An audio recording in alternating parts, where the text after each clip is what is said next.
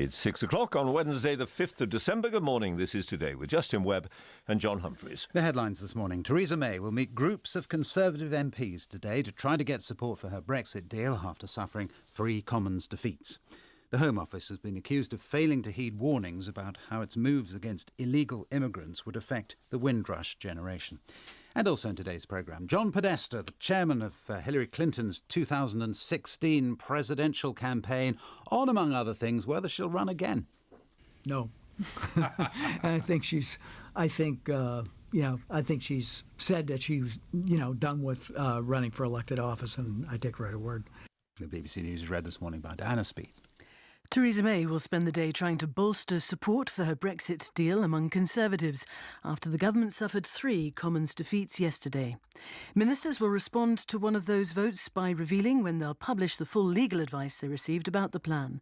Separately, a former Tory Chief Whip, Mark Harper, has said he'll vote against the Brexit deal, warning that the backstop arrangement for the Irish border threatens the constitutional integrity of the UK. Our political correspondent Ian Watson reports. The second day of the Brexit debate will focus on security, but MPs are also openly discussing how secure the Prime Minister is in number 10. Theresa May will continue to have discussions with small groups of her parliamentary party behind closed doors. But the former Chief Whip, Mark Harper, who voted to remain, has said he won't back the Prime Minister's deal and is predicting that she'll be defeated by a margin of 80 votes next week. Ominously for Theresa May, Nigel Dodds, the Westminster leader of Northern Ireland's DUP, which usually props up her government, has said that he'd be happy to go to the electorate at any time, if need be. The Home Office has been accused of not heeding repeated warnings about the adverse effect its measures to curb illegal immigration would have on Windrush migrants. The National Audit Office says the department had received credible information during a 4-year period about the impact on people originally from Commonwealth countries who were entitled to live in the UK. Here's our Home Affairs correspondent, Danny Shaw. The report reveals that the Home Office has set targets on illegal immigration since 2004, when Labour were in power. The National Audit Office was unable to say if the targets had contributed to the Windrush affair, but it said they had influenced the work of staff and, together with measures to create a hostile environment for illegal migrants, had created a risk that people entitled to live in Britain would be affected. The Home Office said it had set up a review to learn the lessons from what had happened, adding that a task force had now helped 2,400 people prove their right to stay in the UK. Doctors in Brazil say they've achieved the first successful birth using a womb transplanted from a dead body. A woman who's not been identified gave birth to a healthy girl in Sao Paulo 2 years ago, but details have only just been released. Similar procedures in the past have relied on living donors who were relatives or close friends of the mothers. The US Special Counsel, Robert Mueller, says Donald Trump's former National Security Advisor, Michael Flynn, should be spared prison for his cooperation with the investigation into the 2016 election. He said Mr. Flynn has given first-hand details of contacts between Mr. Trump's transition team and Russian officials. The Defence Secretary, Gavin Williamson, has said the government is close to introducing new legislation to prevent what it calls vexatious claims against military personnel over allegations of wrongdoing in past conflicts. There have been a number of cases in which veterans of Afghanistan, Iraq and Northern Ireland have faced prosecution. Our defence correspondent, Jonathan Beale, explains. Gavin Williamson said it was an absolute tragedy and incredibly wrong that former soldiers were, in his words, facing persecution. He said he'd set up a team of legal experts within the MOD to try to prevent veterans from being taken to court over allegations of wrongdoing, often when they'd already been cleared in an earlier investigation. A number of former soldiers are currently being questioned over alleged incidents that took place in Northern Ireland, including claims of unlawful killing, as far back as the 1970s. Stock exchanges in Asia opened sharply lower in response to a plunge on Wall Street yesterday. The Dow Jones Index closed down more than 3%. Doubts about the thawing of trade relations between Washington and Beijing are thought to be partly responsible.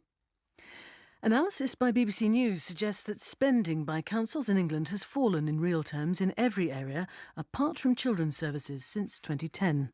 Local authorities find out tomorrow how much funding they'll receive from central government in the next financial year. More details from our political correspondent, Alex Forsyth. Taking into account inflation and population growth, council spending per person in England has fallen 30% in real terms. Areas such as housing, culture and planning have suffered the biggest reductions. Only spending on children's services has avoided a real terms cut, largely due to a rise in the number of children needing protection.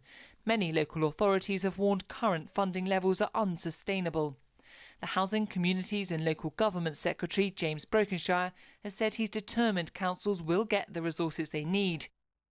A film about coming out as gay in rural Scotland has won Britain's most prestigious contemporary art award, the Turner Prize.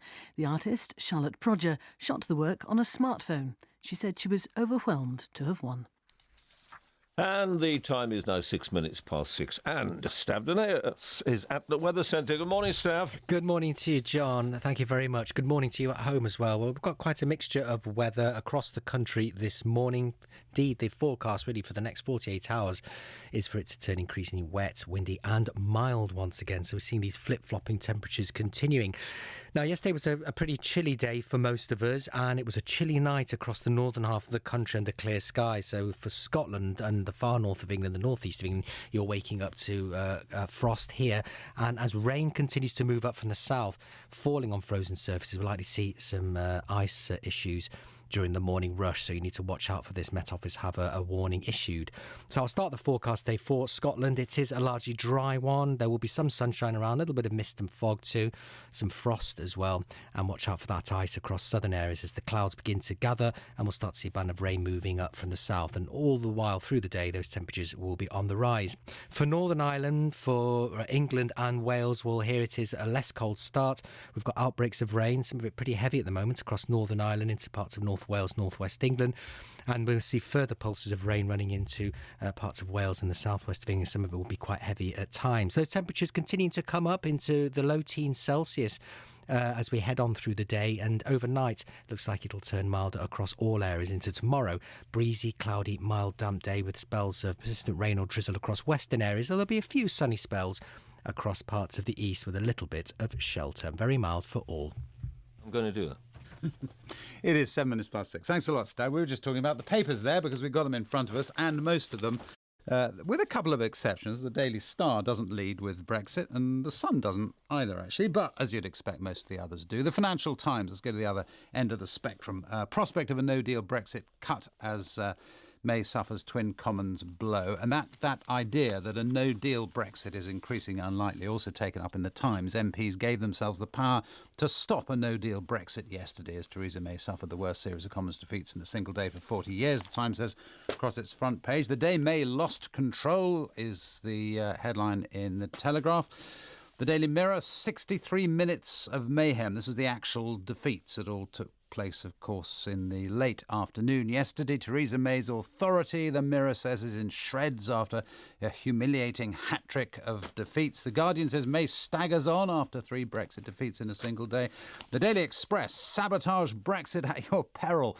It shouts on its front page at those who might be opposing Theresa May's deal. The Eye says Parliament has taken back control. The Commons will now get a say on Plan B if Mrs May's deal is rejected. And the Daily Mail, which used, of course, to be so blunt and keen on these things, is not clear quite on its front page which way it is going. May rocked by 3 historic Commons defeat. Brexit on a knife edge, the Mail says, but it does seem still to be backing Theresa May. Loads of comment, as you would expect. The Mail itself, in its leader column, says that this was far more than just a bad and humiliating day for Theresa May and a deal. It was the day Brexit itself was pushed to the very brink.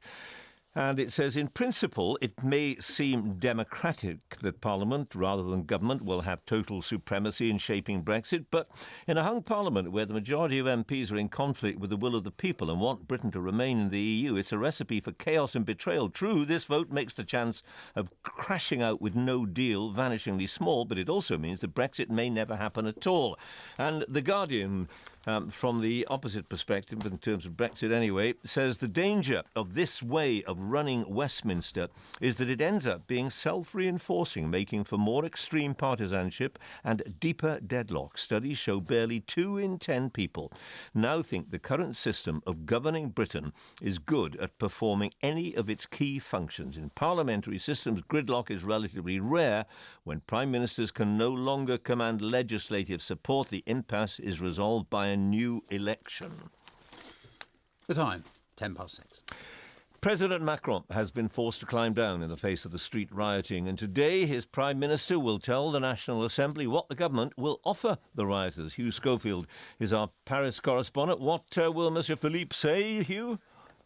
Well, I mean, I assume he's going to repeat what he said yesterday, which is when he made the announcement, Philippe, that the government was climbing down. That is, that this next rise in the carbon tax, this green tax, which is the root of it all, and which was going to put diesel up 6 or 7 centimes in January, and that's going to be suspended for 6 months, plus rises in electricity and gas are going to be suspended for 6 months, plus, and this was an odd one, but it sort of shows how motoring is at the heart of it all at the beginning, and the sort of the changes, toughening of the rules on the MOT, the French MOT, which were due to come in, they're going to be put off as well. That had angered a lot of people because it meant a lot of poor people were going to have to basically spend a lot of money doing up their cars. Those are the 3 measures which he announced yesterday. He'll elaborate on them, no doubt, today. There's to be a period of consultation, is the idea, so that the government and the partners, whoever they're going to be, can work out maybe ways of alleviating the pain if the moratorium ends and the tax does go into effect in 6 months' time. But I mean, I think there must be a big question if that ever happened. And the other big question is whether the rioters will accept all this or whether they'll be out again next weekend. Indeed, and there's a slight wave of optimism that came over the country when Philippe made his statement. I think is beginning to evaporate as you see reaction from the sort of roadblocks and positions that the yellow vests have put up around the country, and it seems to be very, very tough. I mean, it may be that the people who are taking up positions on these roadblocks and are themselves becoming hardliners, and that the first wave of protesters who were generally more moderate have sort of been displaced. I'm not entirely sure, but it's certainly when you listen to the radio and watch television, the reaction of the people on these points, these positions, is saying that's not enough. I mean, all it is doing is deferring the pain. We want cuts in taxes, not a deferred increase in the tax, And they do intend to come out again on Saturday, and there's every reason to fear that it could be another very dramatic day. Hugh, thanks a lot. It is 6:12. The service to honour President George H.W. Bush is to be held today, and Donald Trump is among those attending. Quite a moment, given that the relationship between the Trump family and the Bushes has not been good, to put it mildly. I asked Peter Bowes, our North America correspondent, whether that feud was now over. Well, perhaps it does bring to some extent the Bush-Trump feud. I think perhaps it depends on the mood in Washington in the weeks and months to go. And certainly here in the US over the last few days, people have been talking obviously a lot about George H.W. Bush and his personality and his character and what he will be remembered for, and perhaps making a comparison with the current president. People have been asking, will this change the mood in Washington? Will people perhaps take heed of some of the things that have been said over the past few days? I think certainly my hunch and many others seems to be that it probably won't change things, and sadly it will be business as usual in a few days' time.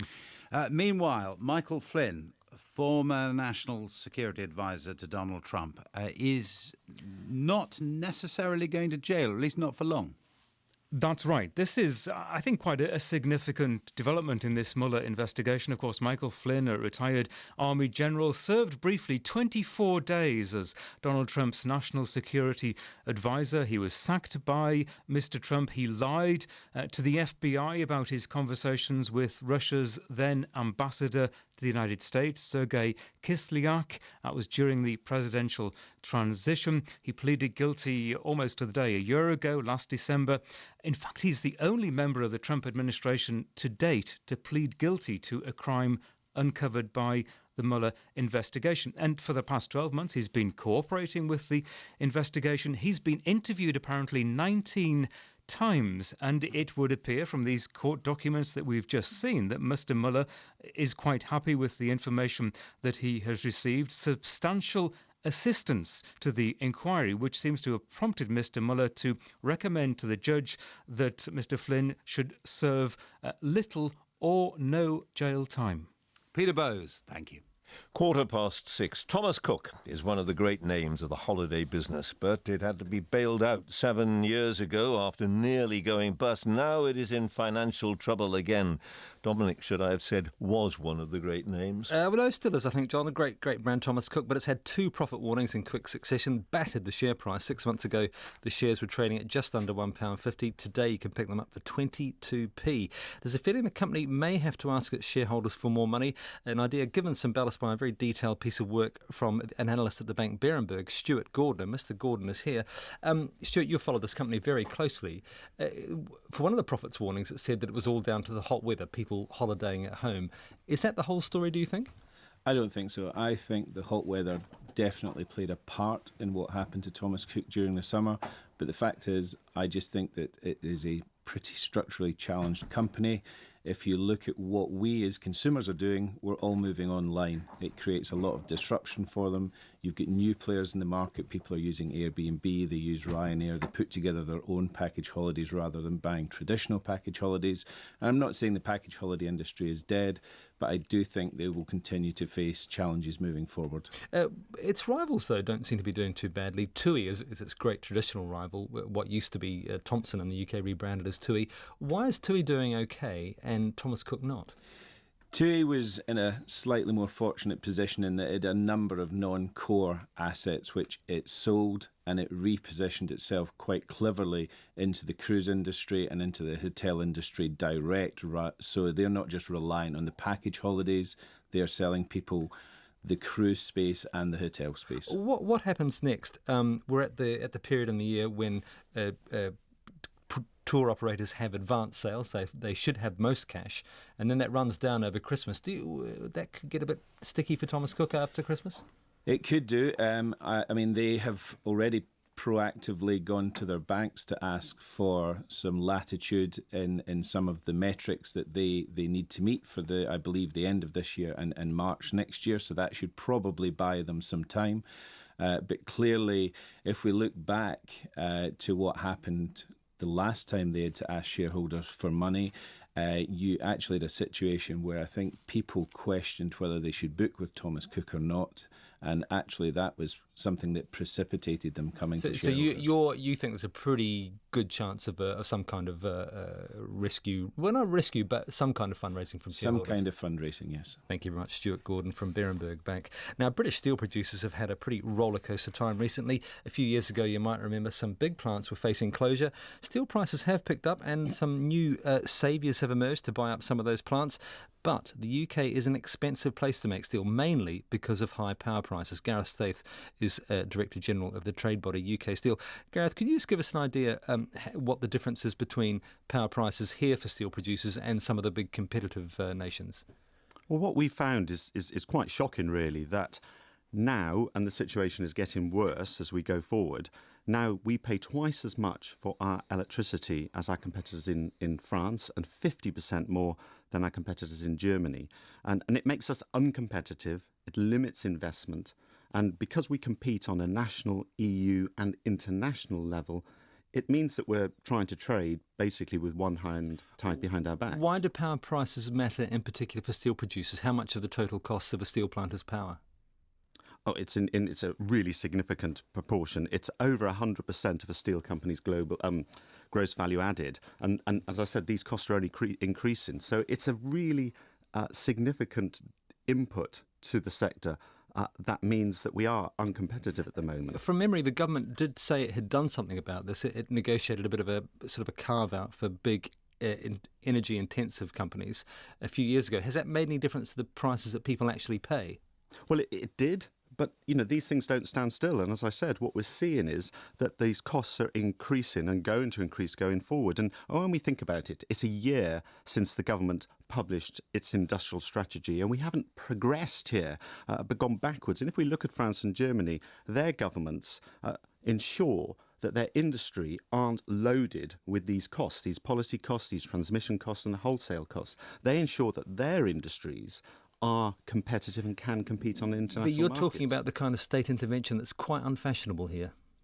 No, this isn't anything about state aids. Everything that we're suggesting that government should do, and there's a 9-point plan we've set out in the report today, is all within state aid rules. It all takes place somewhere in Europe. And basically, this is where governments choose to where they load the costs. And in the UK, the governments choose to load the costs on industry, whereas in France and Germany, the governments choose not to load those costs in industry and ensure that they're competitive, providing jobs, highly paid, well-skilled jobs in their industries. As you say, it is 1 year on since the publication of the industrial strategy. Do you think that steel is slightly a forgotten industry when it comes to that strategy? Well, it does seem to be forgotten in the sense that we do work with government and tell them what the problems that we face are, and I think the difficulty is steel is forgotten but when you think about it, without steel, there is actually no modern society. It's a material that goes into a number of key sectors like automotive, aerospace, defence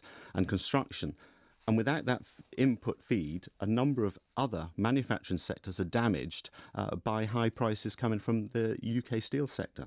Thank you very much, Gareth Stace from UK Steel. Well, talking of boom and bust, the North Sea's fortunes have waned recently as oil prices have climbed, but prices have come down quite sharply in the last few months, and there is a lot of activity in the North Sea at the moment. Big companies selling their fields, new players moving in, and some big new fields coming into production, I should say. One of the newish players is Serica Energy. It's just bought big stakes in the Bruce, the Keith and the Rum fields. Mitch Flegg is the chief executive, and he joins us. Mitch, you are buying largely from sort of established players like BP. Is that the name of the game at the moment? The big oil majors moving out of the North Sea and smaller companies like yours moving in? I think the majors are moving into new areas in the North Sea, and they're moving west of Shetlands. So they're not necessarily exiting the UK, but the more mature areas like the central and northern North Sea, where we've purchased these assets, really are now ripe for a newer breed of companies to come in that can be more nimble, can be more focused, and apply technology to the later life of these assets. Are you lower cost? Is that why you can make it work where, say, the likes of BP can't? We certainly don't have the overheads that a company like BP has. We have to be more nimble. We have to take advantage of there's a fantastic supply chain in Aberdeen, in the UK, that we can leverage, that we can use. And we take advantage of the skills that are out there. It's a very, very mature workforce in the UK, and we have a lot of skills that we can draw upon. I spoke there about the oil price falling sharply in the last few months. If you're planning investment in something like the North Sea, presumably the oil price moving up and down sharply over a few months doesn't really matter, although it must help in the short term. Yeah, I mean, we have to take a longer-term view.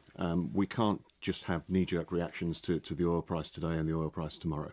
I must also point out that the assets we've bought are more than 80% gas. So we look as much at the gas price as we do at oil prices. Gas prices have generally been slightly more stable, but have moved in a very encouraging direction during this year. One of the fields you bought is a slightly odd one, the Rum field, because half of it is owned by Iran. So in order to do this deal, you had to make sure that the Americans, who have got sanctions against Iran, were okay with what you did. So you had to negotiate a waiver. What was that like? We had a huge amount of support from all parties. So from BP, who were selling the assets to us, but particularly from the UK government. We're a UK... And it's a thing where you do need the government to get involved. Absolutely. We're a UK company purchasing a UK asset in UK waters that accounts for something like 5% of UK's gas production.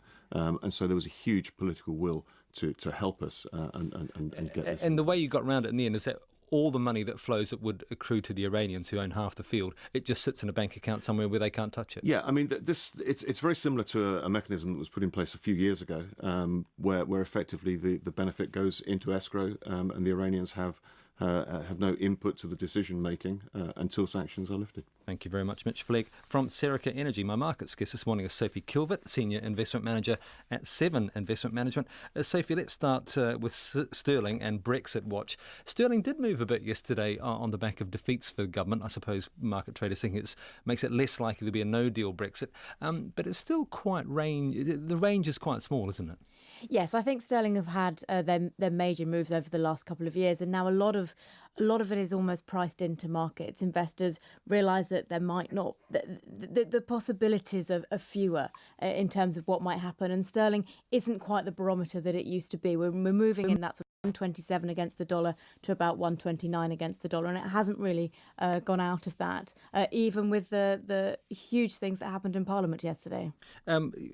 Central bank governors always used to be Olympian individuals above, petty vendettas and so forth. But we had a nice little slagging match yesterday between Lord King, the former Governor of the Bank of England, and Mark Carney, the current Governor of the Bank of England, over Brexit. Quite amusing, wasn't it? Yeah, an unseemly spat, I think we'll probably go for. You're right, governors of the Bank of England don't normally criticise their predecessors, and predecessors don't normally criticise those currently in the post. But Lord King and Mark Carney are coming from very different sides of the debate in this situation.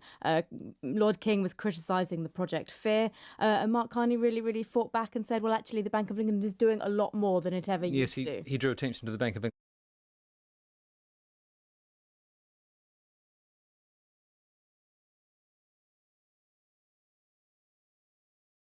Perhaps questionable record during the credit crisis, which I thought was going back into history a bit. Yes, he maybe suggested that they might have seen something coming. Sophie, we should just touch very briefly on what happened on US markets yesterday. We've had a few little dips down, but people seem to be paying quite a lot of attention to what happened yesterday. Yes, that's right. There are real concerns about what might be happening in the US economy. And obviously they're closed today with the National Day of Mourning for George Bush. So it should be a bit quieter today. But US markets down about 3%. A lot of that was led by the financials. We had a disappointing comment from Jamie Dimon of JP Morgan saying that their revenue will be more or less flat. And we saw government bonds really rally. And that's maybe causing investors to be concerned about actually the rate of the US economic growth. And is there a recession on its way? We'll keep an eye on those US markets. Thank you very much, Sophie Kilvert from Seven Investment Management. Thanks, Don. 26 minutes past 6, which means it's time for the sport, and here's Gary. Justin, John, good morning to you. Manchester City are 5 points clear at the top of the Premier League this morning after a 2-1 win at Watford. Sané and Mahrez scored their goals. Bournemouth are now 6 in the table. They also won 2-1.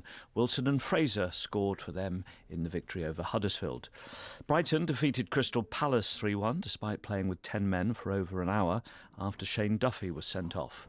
That win has taken Brighton to 10th in the table. West Ham's good form continued with a 3-1 win over Cardiff. Lucas Perez came off the subs bench to score twice. There are 6 more matches in the Premier League this evening. They include Manchester United at home to Arsenal. Arsenal are 4th in the table and they're unbeaten in their last 12 league games. United are 8th, but manager Jose Mourinho believes they can still finish in the top 4. All the teams, they got better. Spurs was the team that didn't make a direct investment, but the best investment is to keep the top players that you have. So every team got better. We didn't, and we didn't. So I was expecting difficulties for this season, but my target is still the top 4. There'll be commentary on that Arsenal-Manchester United match from Old Trafford on 5 Live this evening from 8. Andy Farrell could have been in contention to take over as England Rugby Union coach had he not agreed to become the coach of Ireland after next year's World Cup. Nigel Melville is the acting chief executive of the RFU.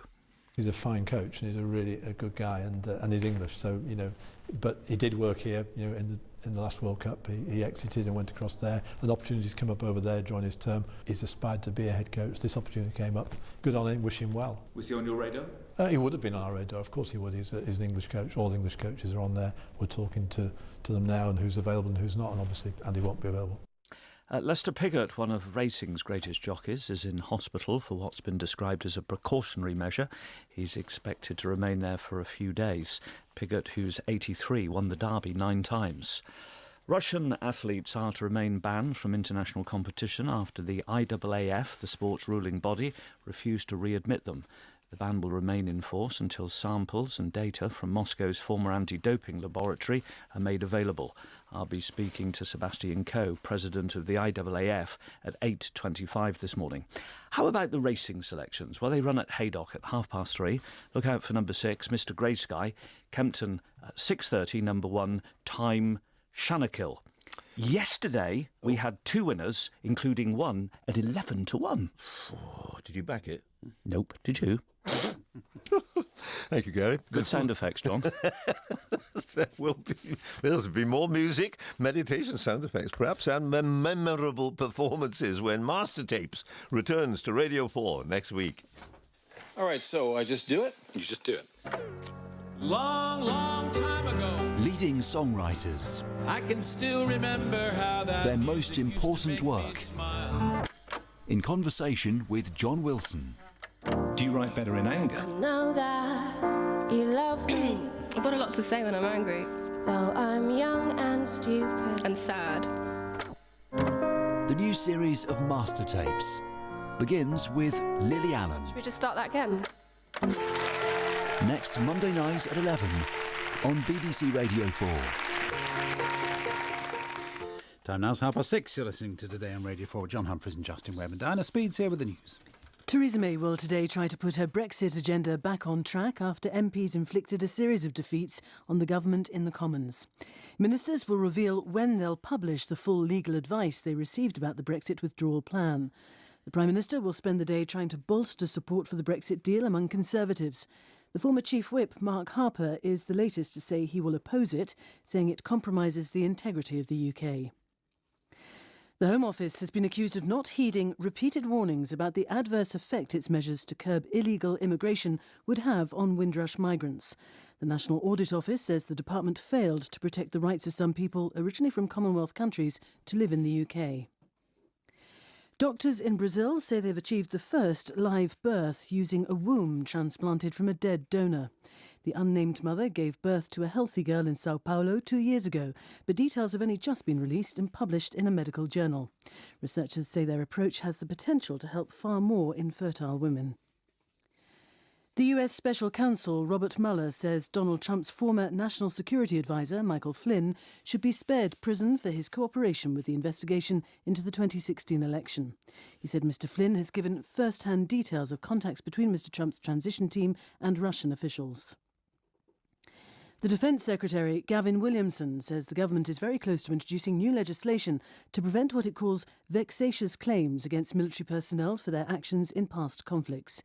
It follows a number of high-profile cases in which former soldiers have faced prosecution for alleged illegal killings and abuse in Afghanistan, Iraq and Northern Ireland. A day of mourning is being held in the United States as a state funeral takes place for the former President George H.W. Bush, who died on Friday at the age of 94. His body has been lying in state in Washington. More than 26,000 people have paid their respects. 28 minutes to 7. Another day in Parliament for the Prime Minister today. At least she can console herself that it can't be worse than yesterday. Norman Smith is our assistant political editor. Where does she go from here, Norman?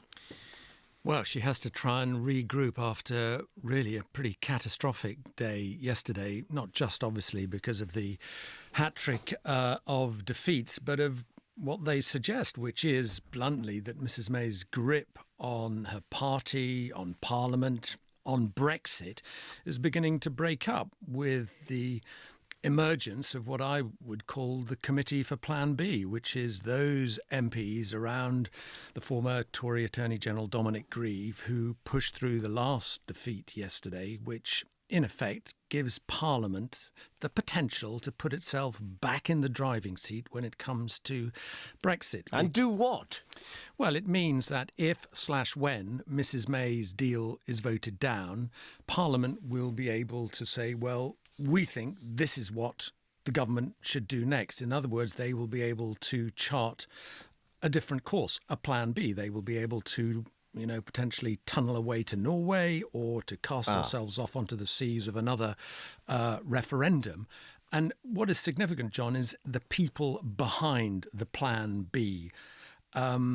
they are the nearest thing you're going to get to the Tory party grey suits. They are big hitters, former cabinet ministers, key influencers, people like Mrs May's former deputy, Damien Green, Michael Fallon, former Defence Secretary, Minister for the Today programme, George Freeman, former head of the policy unit, Nick Bowles, the key driving force behind the Norway option, Oliver Letwin, key middleman in the Tory party.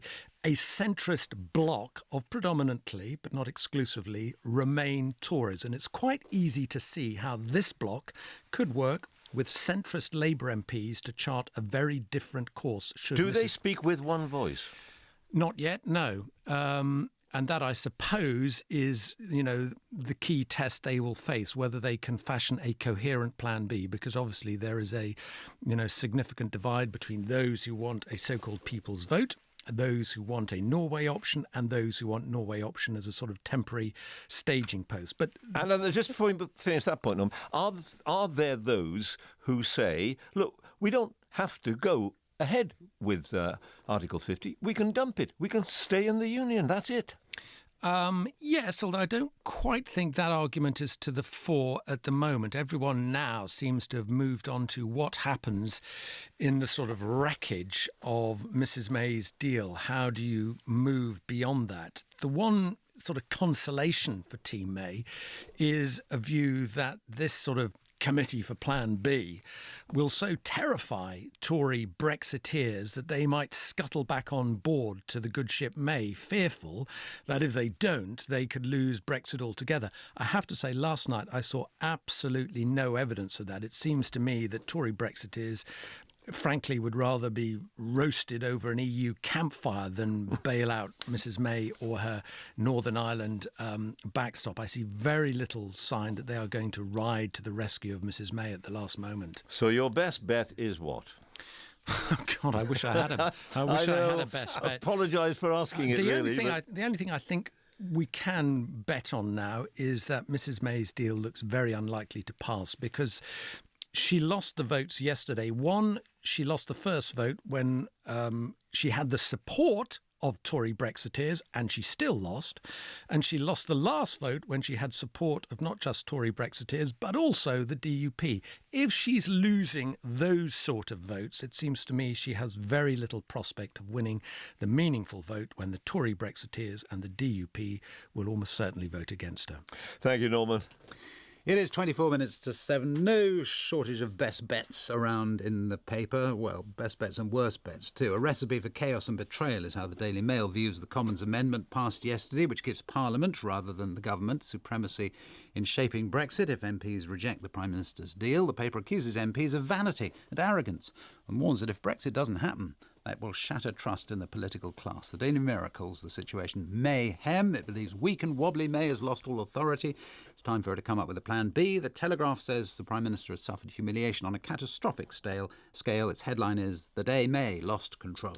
The Express says Remainers must not be allowed to defeat Brexit, and the referendum results must be respected. The press says it's clear that the deal struck by Mrs May, who it calls our courageous and indefatigable Prime Minister, is now the only way to ensure that Brexit is delivered. The New Statesman's political correspondent Patrick Maguire asks whether rebel MPs have really taken back control of Brexit, and if they do have the power to prevent no deal. He says some Conservatives believe more moderate Brexiteers will now support Theresa May's agreement in the vote next Tuesday to avoid giving control of the process to those who favour a softer Brexit line or handing the decision back to the electorate. Matthew Hedges, the PhD student who spent 5 months in jail in the United Arab Emirates accused of spying, has given an interview to The Times. Mr Hedges says he was forced to stand in ankle cuffs for whole days and was interrogated for 15 hours at a time. He says his treatment felt like psychological torture. He denies being a spy, says he was pressurised into confessing after aggressive questioning gave him panic attacks. He told the paper the UAE tried to recruit him as a double agent to steal documents from the Foreign Office, and we shall be talking to him on this programme just after 8:10. The Telegraph reports that Hull University is to review its decision to name a lecture theatre after the Radio 4 Women's Hour presenter Jenny Murray because of her comments about transgender women. 6 refurbished lecture theatres have been named after prominent female alumni and were officially unveiled unveiled last night. The broadcaster, though, has been criticised for arguing that trans women who've lived as men, with all the privileges that entails, have not had the experience of growing up female. She has denied being transphobic. And the church in Norfolk has asked parishioners to rate hymns, prayers and sermons during services using a smartphone app. This, according to the Times. The feedback flashes up on a big screen behind the rector at Aylsham Parish Church. A recent rendition of Shine, Jesus, Shine earned 27 hearts and 11 thumbs up emojis, but also 4 thumbs down. A recital of the Lord's Prayer was given 8 hearts and 2 thumbs up. Apparently no thumbs down. The paper explains that the Church of England is trying to attract younger worshippers. The Reverend Andrew Bean, who is the team rector, says his congregation is great at embracing new things. There's not a lot you can say about that, is there? Except that it's 21 minutes to 7. Let us turn back to the Commons, because the Commons is the centre of our national debate at the moment, very much so. The second day of the marathon. 5 days of Commons debates on the Prime Minister's Brexit deal is today. The first day saw plenty of drama, didn't it? The government suffering 2 humiliating defeats on its legal advice and then a third on the meaning of next Tuesday's crucial vote. Following all the events on a very big day in Westminster was our correspondent Sean Curran, and he's here now with a specially extended Yesterday in Parliament. This was supposed to be the moment when Theresa May began her big sales drive for her Brexit deal with a speech in parliamentary prime time. But the schedule was blown off course when the Commons Speaker agreed to an opposition request for an emergency debate about the government's refusal to publish its legal advice on the deal. Labour and the other opposition parties had tabled a motion which said government ministers were in contempt of Parliament. Labour's shadow Brexit secretary, Sir Keir Starmer, urged the government to think again and pull back from the brink. This motion, Mr. Speaker, is a last resort. The issue before us is simple. This House passed a binding order. The government is willfully refusing to comply with that order.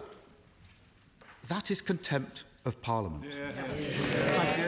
On Monday, the government's chief legal adviser, the Attorney-General Geoffrey Cox, spent 2 hours answering questions in the Commons.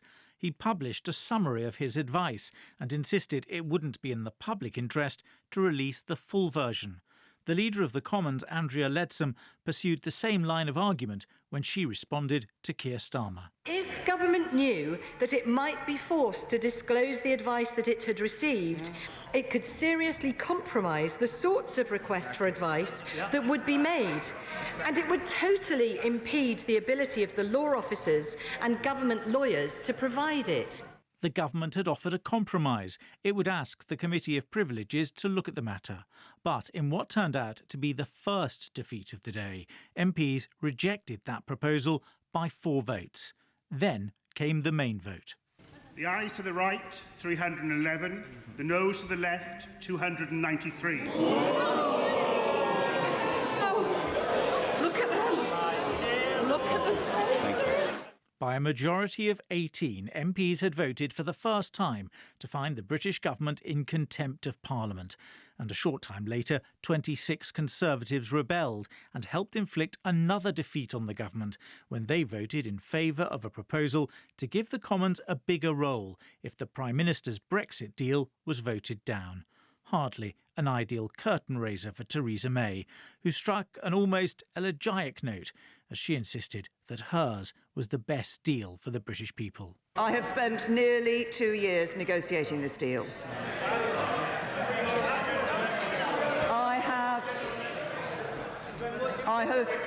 I have lost valued colleagues along the way.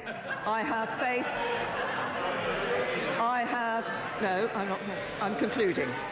I've faced fierce criticism from all sides. If I had banged the table, walked out of the room and at the end of the process delivered the very same deal that is before us today, some might say that I'd done a better job. But I didn't play to the gallery. I focused on getting a deal that honours the referendum, sets us on course for a bright future, and I did so through painstaking hard work. The Labour leader, Jeremy Corbyn, has been an MP since 1983. He said next week's vote would be one of the most important decisions taken by the House of Commons. He said Theresa May was asking MPs to approve a botched deal. Across this House, it's achieved something. It's united both Conservative Remainers and Conservative Leavers and members of every opposition party in an extraordinary coalition against the deal. He said the Prime Minister's deal would put the country over a barrel. This House will make its decision next Tuesday. I hope and expect this House will reject that deal. At that point, the government has lost the confidence of the House. I think they should reflect on that. Either they've got to get a better deal from the EU or give way to those who will. And Jeremy Corbyn said if the deal was rejected, the government would be forced to go back to the EU and reopen negotiations. Labour will vote against this deal. A bad deal for Britain, a bad deal for our economy, and, I believe, a bad deal for our democracy. Our country deserves better than this. The SNP's Westminster leader, Ian Blackford, accused the government of treating Scotland with contempt. The Tories think they can do whatever they want to Scotland and get away with it. They think they can railroad this deal against our will and against our interests. The mask has well and truly slipped for the Tories. Let me say this. Scotland is not a second-class nation, and our people do not deserve a second-class deal. The leader of the Liberal Democrats, Sir Vince Cable, said another referendum would be the least damaging way to proceed, and he said no one should think that Brexit would be over by the end of March next year. We will have 5-10 years of continued negotiation.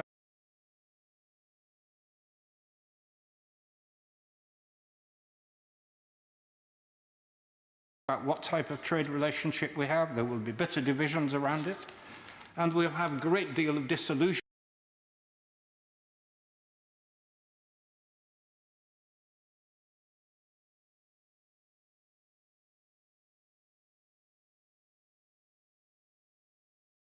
With the costs that Brexit will inevitably entail, continued to demands to go back to this issue.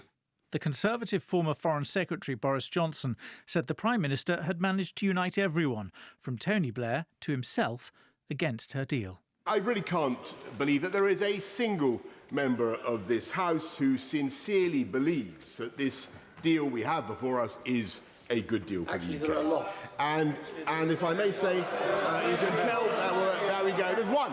There's one. There's one. And I must say, I said sincerely. Loyal Conservatives, including another former minister, Ed Vaizey, shouted out that they did support the deal. I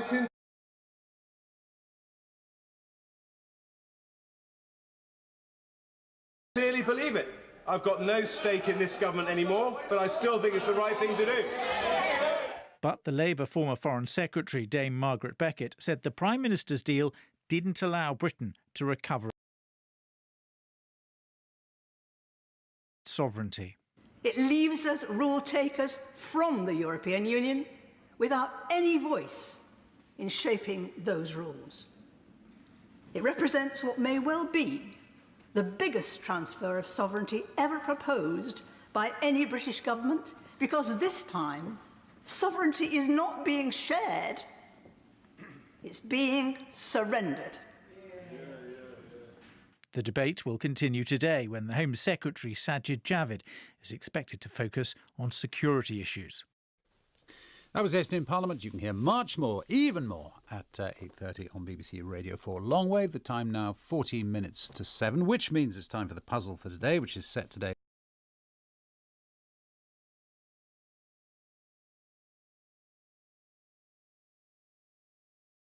Nicholas Georgiou, Dr. Nicholas Georgiou, who's from the University of Sussex. And it goes like this. John, Michelle, Justin, Martha and Nick are very excited because they're having a Today Show Secret Santa. They brought in Christmas tree ornaments to exchange. John brought a bauble, Michelle a silver pine cone, Justin an angel, Martha a gold star, Nick brought a little Santa. Luckily, after the first round of Secret Santa, no one ended up with his or her ornament. John and Justin did not end up with either the pine cone or the star, and Nick got the bauble. So what did Michelle get? The time is 13 minutes to 7. The Home Office is accused this morning by the National Audit Office of failing to act on repeated warnings that the Windrush generation was suffering from being caught up in measures to clamp down on illegal immigration. And they make the point that it went much wider than merely simply those who came from the Caribbean. Nick Monaghan joins us, who was born in Nigeria, has lived in the UK since 1966. And Geraldine Barker is here, is the author of the AO report. Good morning to you both. Good morning. Nick, first of all, so tell us your background. Then you were born in Nigeria.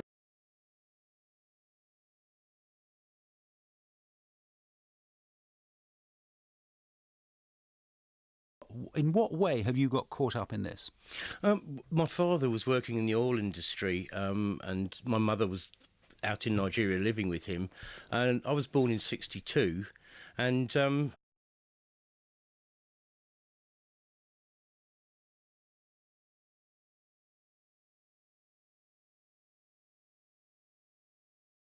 some unknown reason, I don't think my mother registered my birth with the British consulate, and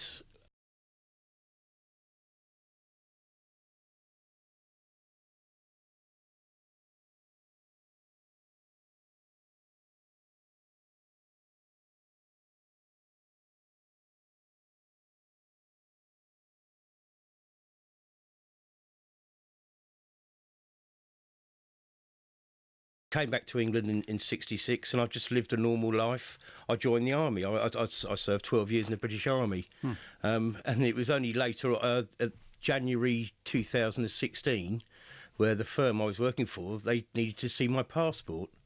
So I applied for a passport and I was refused. And for 8 months after that, I kept being refused a passport until in August.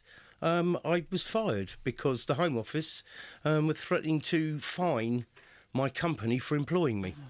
What reason did they give for not giving you the passport? They insisted they wanted to see my birth certificate. I didn't have an English birth certificate. I had a State of Nigeria birth certificate, which I lost. The shocking thing is, while serving in the army, I was actually issued a passport. Now, during 2016, when I was trying to apply to get a passport to keep my job, the passport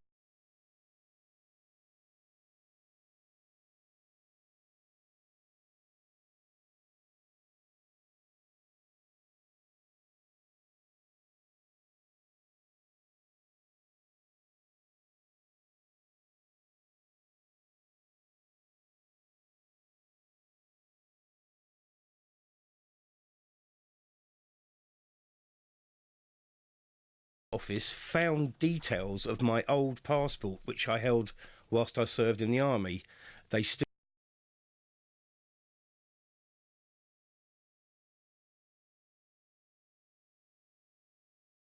refused to issue me a new passport. Geraldine Barker is here in the studio. It is interesting.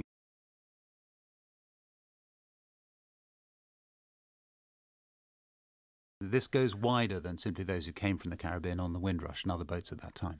Yes, it is. We found that the Home Office itself in 2014 estimated that there were about 500,000 people in the country who had poor or insufficient documentation, and that would then find it difficult, or employers and those providing public services would find it difficult to validate their claim that they lived here. And when they noticed that in 2014, did they do anything about it? Well, we found that they did suggest to ministers that there be a rollout of biometric residence permits, and indeed they have issued 90,000 of those. But it strikes us as being curious that knowing that there was a sizable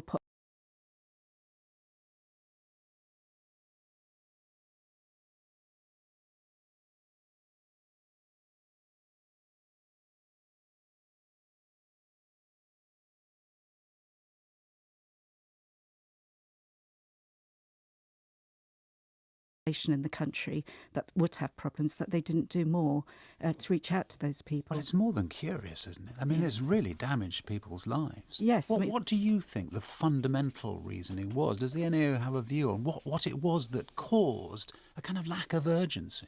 Well, it's hard for us to say because there were plenty of warnings. There was their own estimate. There was the Chasing Status report in 2014. And the Home Office's response to that was that they didn't think that very many people would be affected. So this is why we think that they urgently need to start seeking these people and addressing the rights that they might be suffering. Nick, have you been sorted out now? I was issued a passport in March, and so and I'm now officially a British citizen, which was quite nice. But having served in the army all those years, that's extraordinary, isn't it? It was, yes, but it was a nice thing. And but Lee Day, the solicitors, they're representing me at the moment with regarding the Windrush compensation scheme, and we're all still waiting to see what happens with that. I'm a bit sort of aggrieved by the whole process because I was fired from my job quite quickly, but yet the government seemed to be dragging their heels on sort of... I'm about £15,000 in debt, and I don't want damages or anything. I'd just like to be out of debt and have a nice Christmas. Yeah, and that, Geraldine Barker, presumably is really the underlying message of what the NAO is saying to the government, to the homeless. They've got to sort themselves out. Yes, they have, and there's got to be a greater degree of urgency and curiosity about it, proactively seeking these people and putting their wrongs right.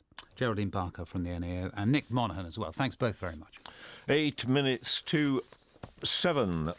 And Theresa May has a big job on her hands today. That is an understatement. She has to win support for her Brexit deal after an historic 3 defeats in Parliament in one day. Sir Oliver Letwin, former government minister, one of the Conservative MPs who supported an amendment that could, in theory, at least give MPs enormous leverage over the next steps on Brexit. Good morning to you. Good morning. You're seen as a sort of fixer here, I think, between two sides. Is that how you see yourself? Between maybe Mrs May, maybe her cabinet and the MPs? Is that it?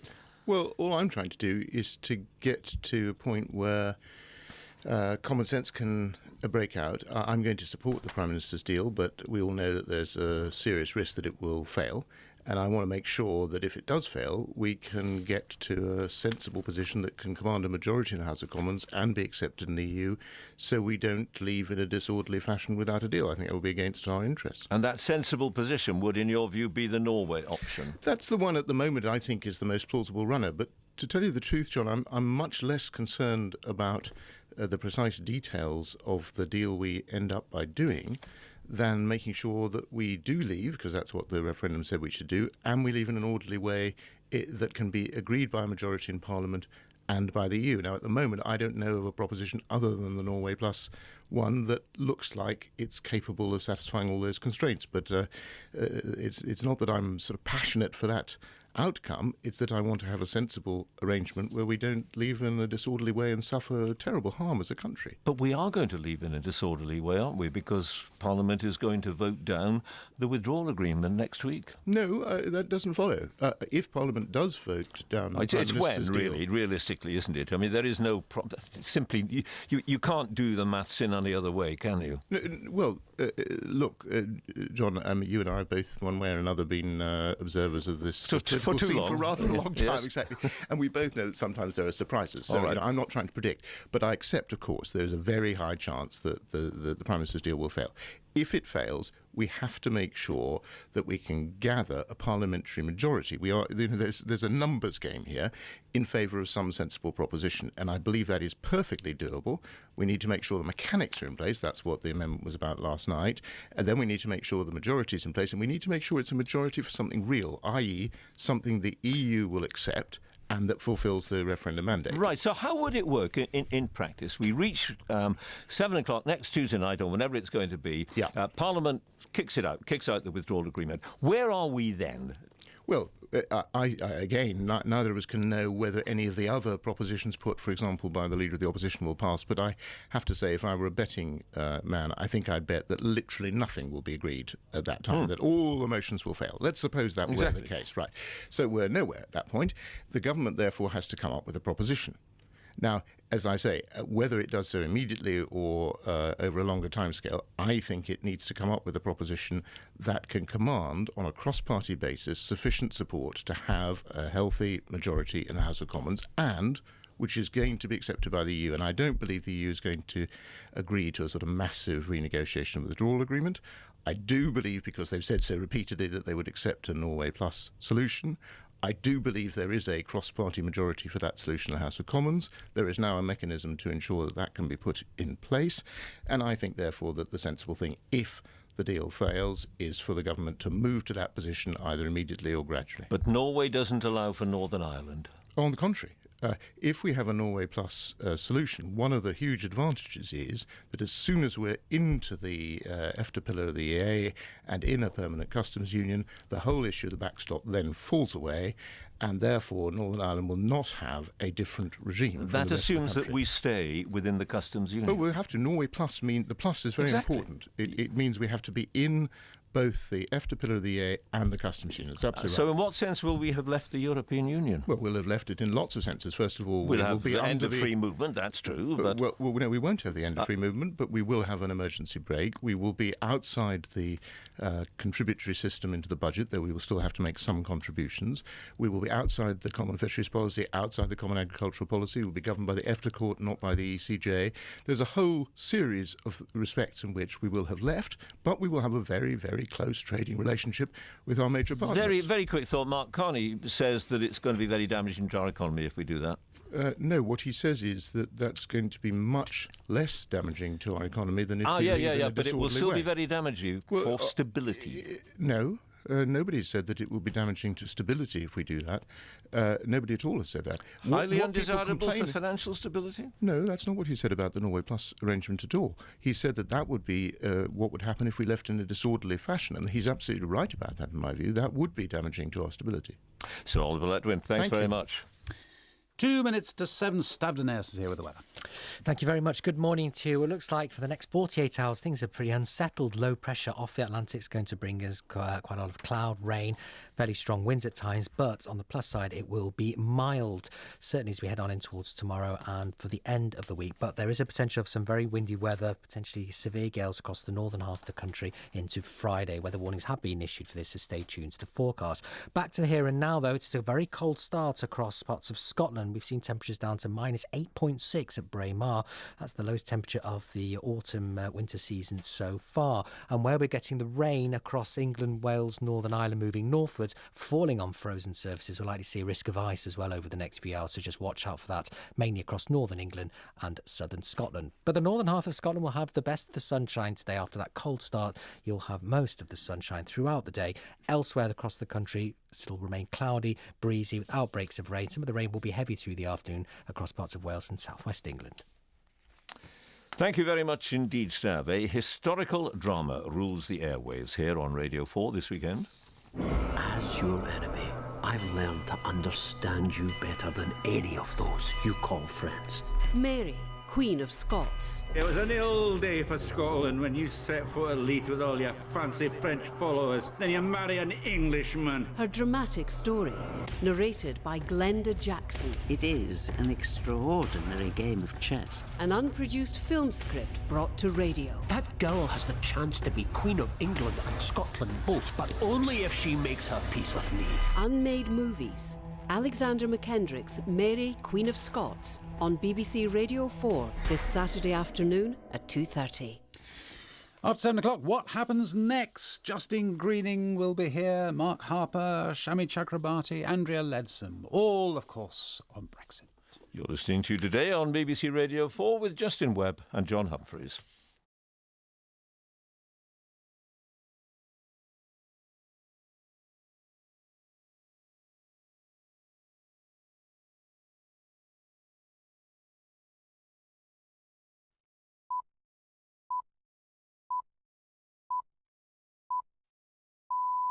It's 7 o'clock on Wednesday, the 5th of December. The news headlines this morning. Theresa May is fighting to save her Brexit deal after her authority was severely dented by 3 Commons defeats. The Home Office has been accused of ignoring warnings about the impact its immigration policies would have on the Windrush generation. And for the first time, a baby has been born using a womb transplanted from a dead donor. BBC News is read by Diana Speed. Theresa May will spend the day trying to bolster support for her Brexit deal among Conservatives after 3 defeats in the Commons yesterday pushed her embattled government further into a corner. Ministers will respond to one of those votes by revealing when they'll publish the full legal advice they received about the plan. A former Tory Chief Whip, Mark Harper, has said he'll oppose the government for the first time by voting against the Brexit deal, warning that the backstop arrangement for the Irish border threatens the constitutional integrity of the UK. More details from our political correspondent Ian Watson. The second day of the Brexit debate will focus on security, but MPs are also openly discussing how secure the Prime Minister is in number 10. Theresa May will continue to have discussions with small groups of her parliamentary party behind closed doors. The hope is that one of her defeats can be used to snatch victory. Last night, Conservative rebels ensured that Parliament would have a greater say over Brexit if Theresa May's deal falls. So, the Prime Minister's allies will make it clear to Brexit-supporting backbenchers this could lead to a new referendum or a deal that doesn't end free movement, in the hope that more of them will now back what she has negotiated. But the former Chief Whip, Mark Harper, who voted to remain, has said he won't back the Prime Minister's deal and is predicting that she'll be defeated by a margin of 80 votes next week. Ominously for Theresa May, Nigel Dodds, the Westminster leader of Northern Ireland's DUP, which usually props up her government, has said that he'd be happy to go to the electorate at any time, if need be. The Home Office has been accused of not heeding repeated warnings about the adverse effect its measures to curb illegal immigration would have on migrants from the Windrush generation. The spending watchdog, the National Audit Office, says the department failed to protect the rights of some people originally from Commonwealth countries to live in the UK. Here's our Home Affairs correspondent, Danny Shaw. The report reveals that the Home Office has set targets on illegal immigration since 2004, when Labour were in power. The National Audit Office was unable to say if the targets had contributed to the Windrush affair, but it said they had influenced the work of staff and, together with measures to create a hostile environment for illegal migrants, had created a risk that people entitled to live in Britain would be affected. According to the report, the Home Office received credible information about the impact on Windrush migrants over a period of 4 years. The Home Office said it had set up a review to learn the lessons from what had happened, adding that a task force had now helped 2,400 people prove their right to stay in the UK.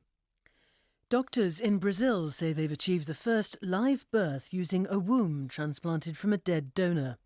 The unnamed mother gave birth to a healthy girl in Sao Paulo 2 years ago, but details have only just been released. Here's our health and science correspondent, James Gallagher. The mother was infertile because of a rare disorder that meant her womb did not form correctly. The donor was a 45-year-old mother of 3 who died from bleeding on the brain. The transplant, now detailed in the Lancet Medical Journal, took place 2 years ago. Doctors then waited 7 months to ensure the womb was working before implanting fertilised eggs. What followed was a normal pregnancy, and a 6-pound baby girl was delivered by caesarean section last December. All follow-up checks show the baby is completely healthy. There have been a handful of children born from wombs transplanted from living donors. However, they often rely on a relative or close friend being prepared to donate. The researchers say their approach has the potential to help far more infertile women. It's been recommended that President Trump's former national security advisor, Michael Flynn, should not go to jail for lying to investigators. Robert Mueller, the special counsel investigating alleged collusion with Russia in the 2016 election, says Mr. Flynn had provided first-hand details of contacts between the president's transition team and Russian government officials. Peter Bowes reports. Michael Flynn is due to be sentenced later this month for lying to the FBI about his conversations with Russia's ambassador to the United States during the presidential transition. He was fired by Donald Trump and has since been cooperating with Robert Mueller. According to court documents, the special counsel says Mr. Flynn deserves credit for accepting responsibility for his crime in a timely fashion and substantially assisting the government. The former National Security Advisor has apparently been interviewed by investigators 19 times and has been cooperating in several ongoing investigations. Asian stock markets have followed Wall Street in suffering falls, with shares in Japan and Hong Kong all opening sharply down. The Dow Jones in New York lost more than 3% yesterday, partly due to concerns that the US and China would not resolve their trade dispute. Beijing has said it will implement commitments made to the US as soon as possible, but did not give details. The Defence Secretary, Gavin Williamson, has said the government is very close to introducing new legislation to prevent what it calls vexatious claims against military personnel over allegations of wrongdoing in past conflicts.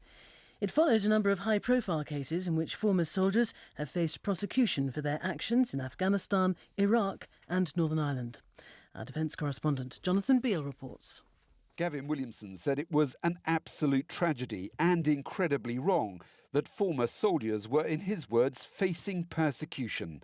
He said he'd set up a team of legal experts within the MOD to try to prevent veterans from being taken to court over allegations of wrongdoing, often when they'd already been cleared in an earlier investigation. A number of former soldiers are currently being questioned over alleged incidents that took place in Northern Ireland, including claims of unlawful killing, as far back as the 1970s. Analysis by BBC News suggests that spending by councils in England has fallen in real terms in every area apart from children's services in the past 8 years. Local authorities are due to find out tomorrow how much funding they'll receive from central government in the next financial year. Our political correspondent Alex Forsyth has been looking at the figures. Since 2010, councils have faced budget cuts alongside growing demand for social care services. Taking into account inflation and population growth, council spending per person in England has fallen 30% in real terms. Areas such as housing, culture and planning have suffered the biggest reductions. Only spending on children's services has avoided a real terms cut, largely due to a rise in the number of children needing protection. Many local authorities have warned current funding levels are unsustainable. The Housing, Communities and Local Government Secretary, James Brokenshire, has said he's determined councils will get the resources they need. He's pointed out £1 billion was announced in this year's budget and says he'll outline further support when next year's funding settlement's announced, which is expected tomorrow. All the living American presidents will today attend the state funeral of George H.W. Bush, who died on Friday at the age of 94. Presidents, prime ministers and royalty from around the world will also be in Washington. The Prince of Wales will represent the Queen. Here's our North America editor, John Sopel. They were called the Greatest Generation, those men who served in the Second World War and then guided the United States through the dangers of the Cold War. Today, America will bid farewell to one of the last survivors of that group, President George H.W. Bush. After lying in state for 2 days in the rotunda of the Capitol building, his casket will be moved to Washington's National Cathedral for a funeral service with all the living US presidents attending. Though George Bush Sr. served only one term, he'll be remembered for his decency, sense of honour and unflagging public service. Donald Trump in the past has been openly disdainful of the Bush family, but since his death was announced, those differences have been put to one side. Britain's most prestigious contemporary art award, the Turner Prize, has been won by the video artist Charlotte Prodger. Her film about coming out as gay in rural Scotland was shot entirely on her smartphone. The judges said they admired the painterly qualities of her work and that it made a lot of points for a younger generation. Thank you. The time 7:09. What a day it was in the Commons yesterday, a day when the government's lack of a majority came home to roost, and in some style. Theresa May faced a series of Commons defeats as MPs tried to make sure that they could seize control of events if her Brexit plan is defeated in the vote next week. In a moment we'll hear from Justine Greening, the former Cabinet Minister who's endorsed a second referendum. But first, Ross Hawkins spent the day and the evening at Westminster. The noes to the left, 293. As defeat followed defeat. The noes to the left, 299. The Chief Whip crossed his legs, linked his fingers and cast despairing eyes to the heavens. Unlock! It didn't help. Among the Conservative rebels, one of the Prime Minister's oldest friends, Damien Green. He supported an amendment from the former Attorney-General, Dominic Grieve, that gives MPs the power to tell ministers what to do if Theresa May's plan is voted down next week. The reason I voted for the amendment is that the thing I fear most is no deal. So I'm very determined to stop us crashing out with no deal, and I think that the Dominic Grieve amendment makes that substantially less likely. Less likely, many Tories think, because they believe there's a majority of MPs who oppose a no-deal Brexit and who come together somehow to stop it from happening. Mr. Speaker, I beg to move the motion on the order paper in my name. Still, the Prime Minister's got enough critics without being defeated by her friends. And it doesn't matter what sort of things that the government offer me, the Prime Minister offers me. Critics like Conservative Cheryl Murray, who wants a new leader and demands a rewrite of the deal's text on fishing. The only thing that would make me change my mind is a guarantee that those words are taken out of any future agreements with the European Union. It's fair to say that the morale and the mood in the Conservative Party at the moment is not at its best. I've been a Member of Parliament for over 13 and a half years, and this is probably the lowest time in the Conservative Party. That's Shailesh Vara, who quit as a minister over the deal, wanting changes to the plan for a so-called backstop. And he's not kidding about morale. Wandering through these corridors, you hear Tories furiously raving against their colleagues, or quite the opposite. One senior figure tells me about warm invitations to meetings with two separate nascent leadership campaigns already. Shailesh Vara has this warning. Since I resigned, I have spoken with some ministers and a lot more backbenchers, and there is uncertainty with some of them, and at least two ministers that I know of are thinking of resigning within the next few days if there isn't some sort of settlement.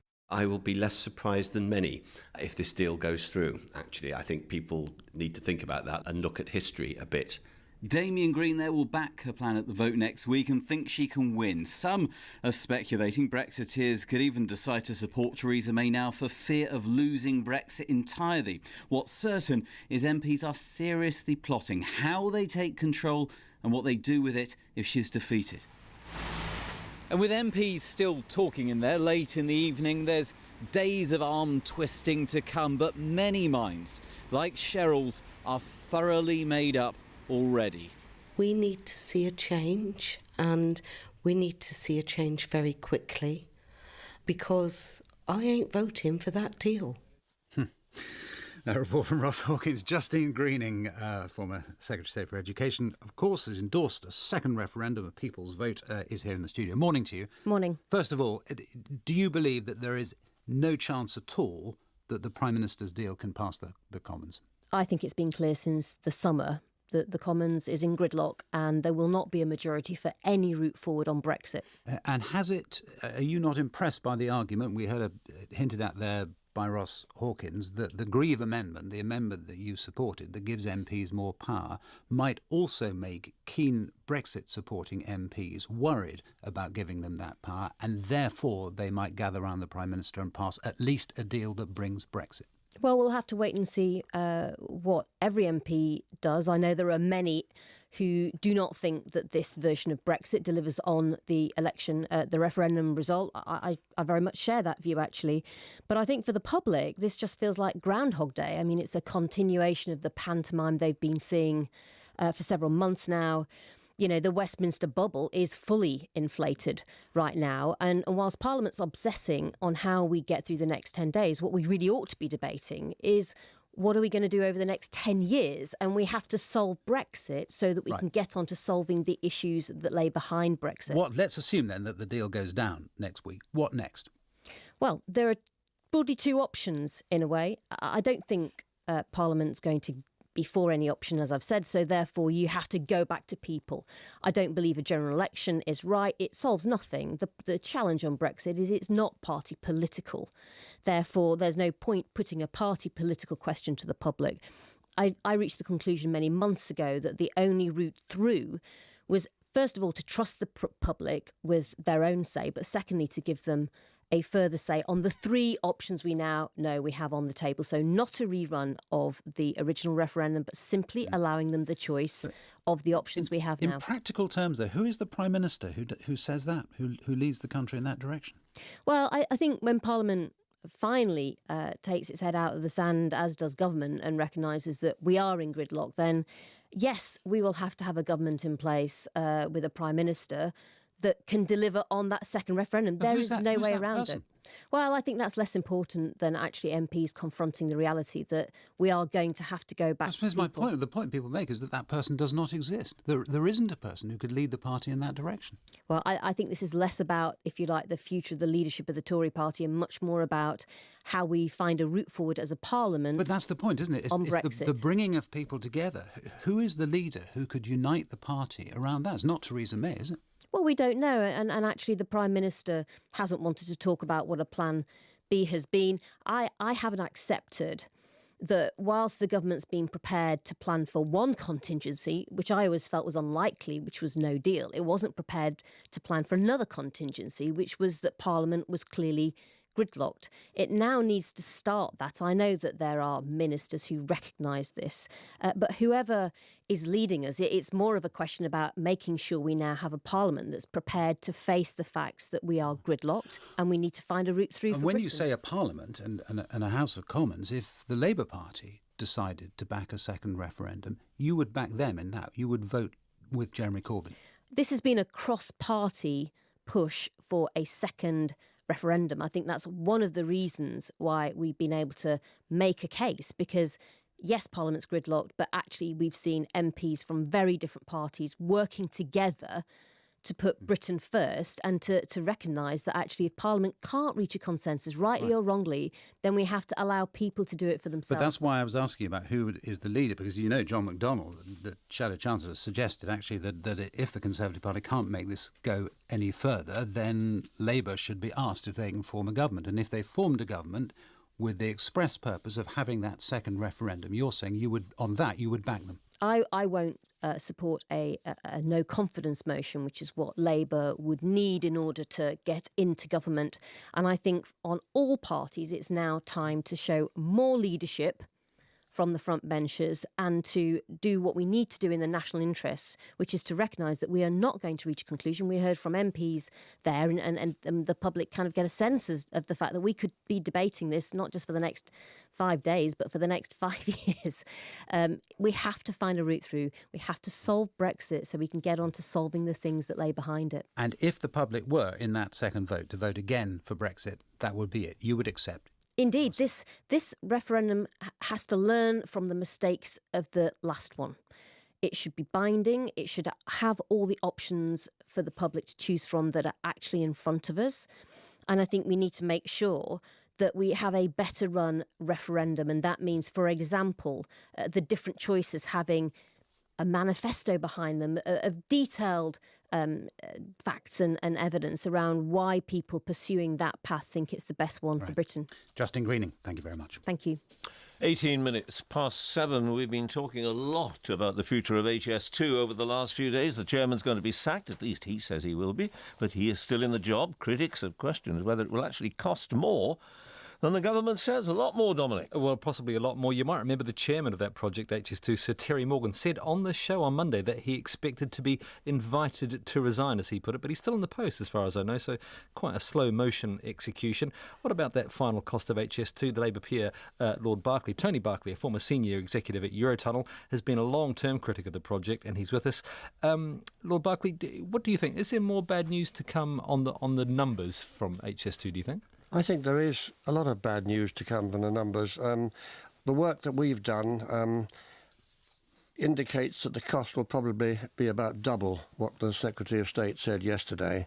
And I think that's really serious. When you get into a figure that's probably 100 billion for a high-speed line, that the whole project, that's an awful lot of money. Because that number was also used on the show yesterday by Michael Byng, the consultant, and you might have heard Chris Grading, the Transport Secretary, came on not long afterwards and said he didn't think that Michael Byng was serious, that his numbers should not be treated seriously. What do you think about that? Well, he's one of the best and most respected railway cost engineers in the country. So you believe him? I absolutely believe him, and we gave evidence to the Select Committee on the Phase 1 bill on the costs of Euston Station, which we thought were much too low, and the government never challenged Michael's figures. They could have done, but they didn't. So you think actually they might say one thing, but the track record shows that they do have to take them seriously. Well, yes, and the record to date is that the land purchase, which is one of the first things, is a complete mess, and it's probably going to come out about double what was allowed in the budget. The argument, the bigger argument, is that actually quibbling about the costs is neither here nor there. We just need high-speed rail in the UK. We need more capacity, so we should do a project, regardless. We need more capacity.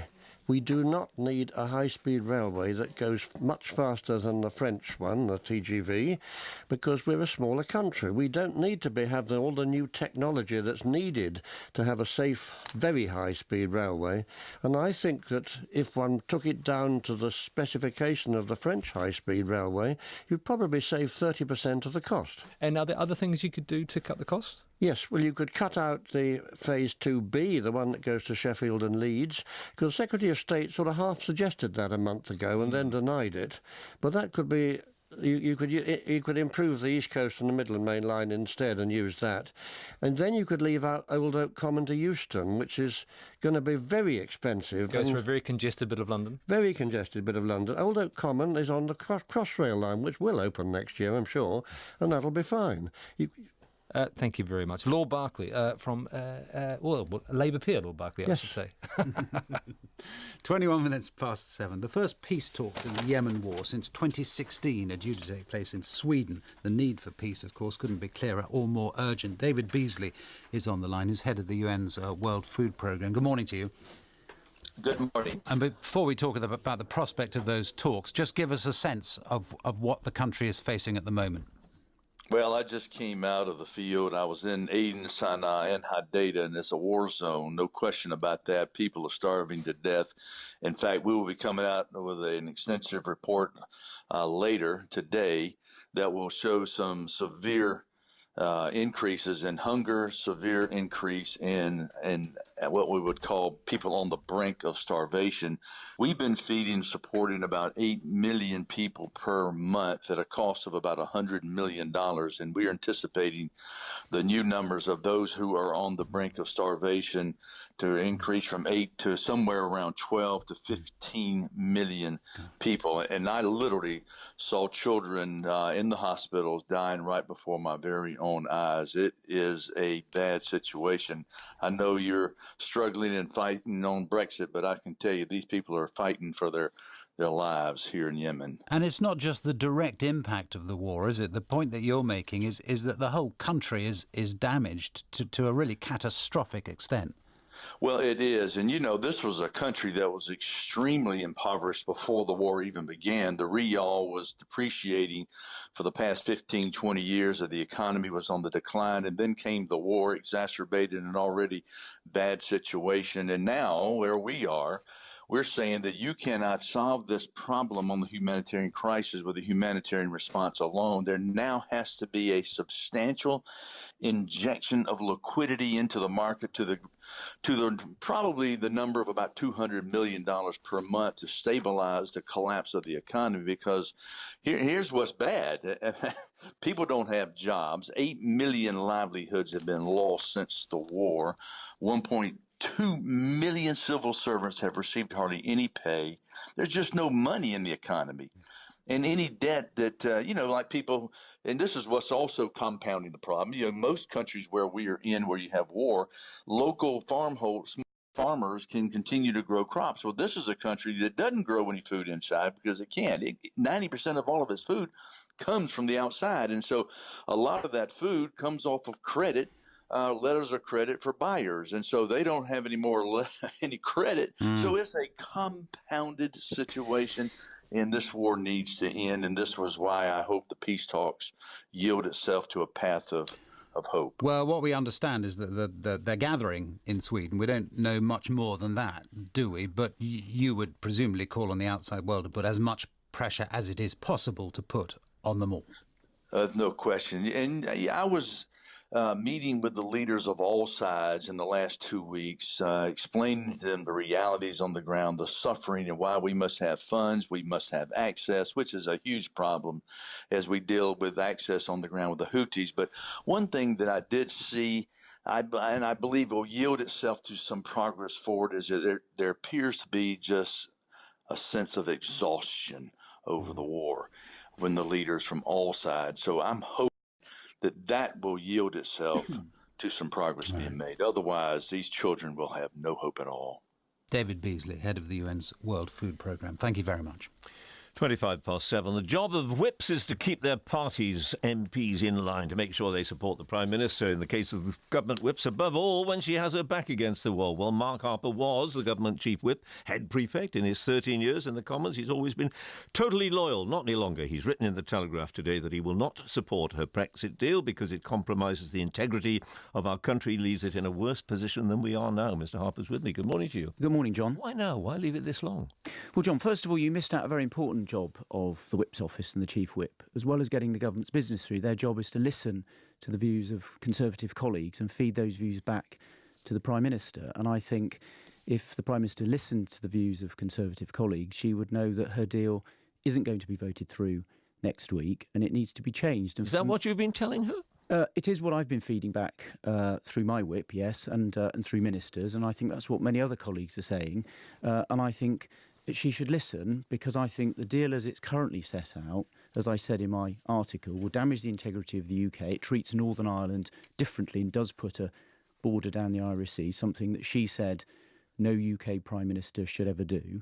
It leaves us in a backstop, customs union backstop, indefinitely, which weakens our negotiating position for our future relationship. And I think she should go back to the European Union and tell them if the backstop stays in the deal, it has no chance of passing the House of Commons. The backstop is an insurance, and therefore we may not have to cash it in. Well, the problem is, if we haven't done a trade deal by the end of December 2020, we only have two choices. We can either ask the European Union for an extension to that transition period, which is up to them. It's not a choice for us.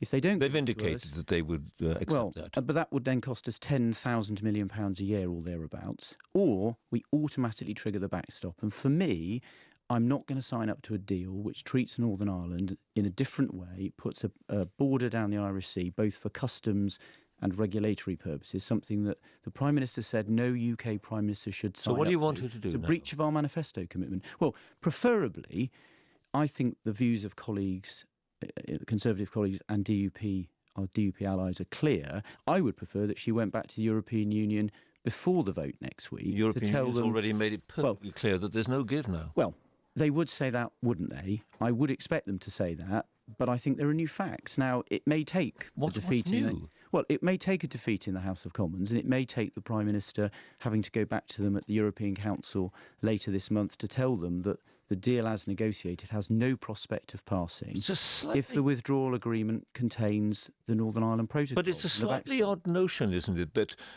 a weakened Prime Minister, a massively weakened Prime Minister, has to go back, cap in hand, to Brussels, expecting them to do something they would not do when she was a stronger Prime Minister. I mean, that's a rather bizarre approach, isn't it? Well, I mean, surely they'll simply laugh at it. Well, I think when there are new facts, you have to take new decisions. And next week... New politics, not new facts. And I'm convinced next week that the deal won't pass Parliament, and the Prime Minister will then have to go back to the European Union and tell them that if the backstop, the treatment of Northern Ireland in a different way and trapping us in a customs union indefinitely, as the Attorney General set out clearly in the House of Commons on Monday, if that remains the position, then I think she needs to go back and tell them it has no prospect of passing the House of Commons. Well, it wouldn't necessarily be indefinitely, would it? I mean, it is possible. There has to be agreement on both sides, but it is entirely possible that we should and could leave. Well, we can't leave by our choice. It has to be a decision taken by the European Union can trap us in the customs union. Well, that's the point I've just made. They would have to agree, but they've made it fairly clear that they would, depending on the circumstances, obviously they would agree. Well, the problem is, because we would be trapped in the customs union, my view is it weakens our negotiating position for our future relationship. And that then means that we won't get a good relationship, which is what actually is the most important thing, because that's going to govern our future years to come. Let's assume she listens. you're right, and the deal falls next Tuesday. She goes back to Brussels. Brussels says, sorry, look, we've done our absolute best. Nothing else on the table. Go back. Well, look, I don't want to jump too many steps ahead. I think the first thing we're going to do is vote in the House of Commons. With this letter of yours. Well, not at all. We'll have the vote in the House of Commons next week. There will then, I think, be new facts on the table that Parliament has refused to pass this deal, and she will then have to go back and confront our European Union partners with that new information, and then we can see what happens, and we'll have to then make decisions subsequently. The other thing I think... You risk, obviously, us leaving without a deal. Well, no, I think we need to confront them with the new facts. They want us to have a deal. They want the special partnership with the United Kingdom. They welcome our defence, our security relationship with them, and I don't think they want to put that at risk. The other thing I think my colleagues need to think about, if the Prime Minister's deal were to actually go through, I think the relationship with our DUP allies would irretrievably break down, and I think we would then be in office but unable to govern effectively. And we saw yesterday what happens if you don't command a majority in Parliament. We won't be able to get any of our legislation through. And All right, in a sentence, get rid of Mrs May then? No, I think she should listen to Conservative colleagues, and I think she should go back to the European Union and tell them the backstop needs to come out of the deal if it's going to pass the House of Commons. Mark Harper, thanks very much. Thank you. 7:30, time for the sport. Here's Gary. Morning. As things stand, Manchester City are 5 points clear at the top of the Premier League after beating Watford 2-1. That gap could close again this evening when Liverpool in second place play at Burnley. Among other results, Bournemouth edged into second place with a 2-1 win over Huddersfield. West Ham's encouraging form continued with a 3-1 victory playing Cardiff. And Brighton are having a very good season. They beat Crystal Palace 3-1. They're now 10th. Chief Executive Paul Barber joins us. Hello, Paul. Morning, Gary. 10th in the table, 2 points behind Bournemouth, who are 6. Often teams struggle in their second season in the Premier League. You must have been very aware of that at the start of the season. Yeah, we were certainly aware of what I think is called second season syndrome, and we worked very hard during the summer to recruit well, to strengthen our squad, and obviously we're very pleased with where we are at the moment. But it is imperative that you stay in the divisions, isn't it? But having 21 points in the bag is obviously very encouraging. Yes, we're in a good position, given the 15 games we've played so far. But we're also aware we've got some very tough games coming up. We've got to play Chelsea, Arsenal, Liverpool, Everton in the next sort of half dozen or so games. So, we have got some tough games coming up, but so far, so good. This is your second season, as I say, in the Premier League. So as Chief Executive and with your board, and also, importantly, with the fans, what actually are your expectations? Because, as I say, the crucial statistic this morning, 2 points off sixth place. Yeah, 20 years ago, we were one game from going out of the Football League and possibly even out of business altogether. So we're very aware of where we've come from. We've worked very hard to get to this level. And I think everyone in the city and certainly the supporters are very grounded. They understand that this is a tough league. They understand that, you can go on bad runs of results and things can change very quickly. But I think we're just enjoying the moment. We certainly enjoyed last night, and we're looking forward to the Christmas period where we've got a lot of games coming up. Well, so you should enjoy it. Are you beyond, though, just as a final thought, are you beyond saying, well, all we want to do is survive, as sometimes teams understandably do say? Well, survival is our priority. Stability is certainly something we crave. But I think really outside the top 7 or 8 clubs now, it's very difficult to say what is an established Premier League side. We've seen more established sides than us relegated in recent seasons. So we're very aware of the vulnerabilities of this league, and we're just simply going to work as hard as we can to stay in it. Paul Barber, thank you very much indeed. Thank you. There are 6 matches this evening, including Manchester United against Arsenal, and 5 Live will have commentary on that game from 8 o'clock this evening.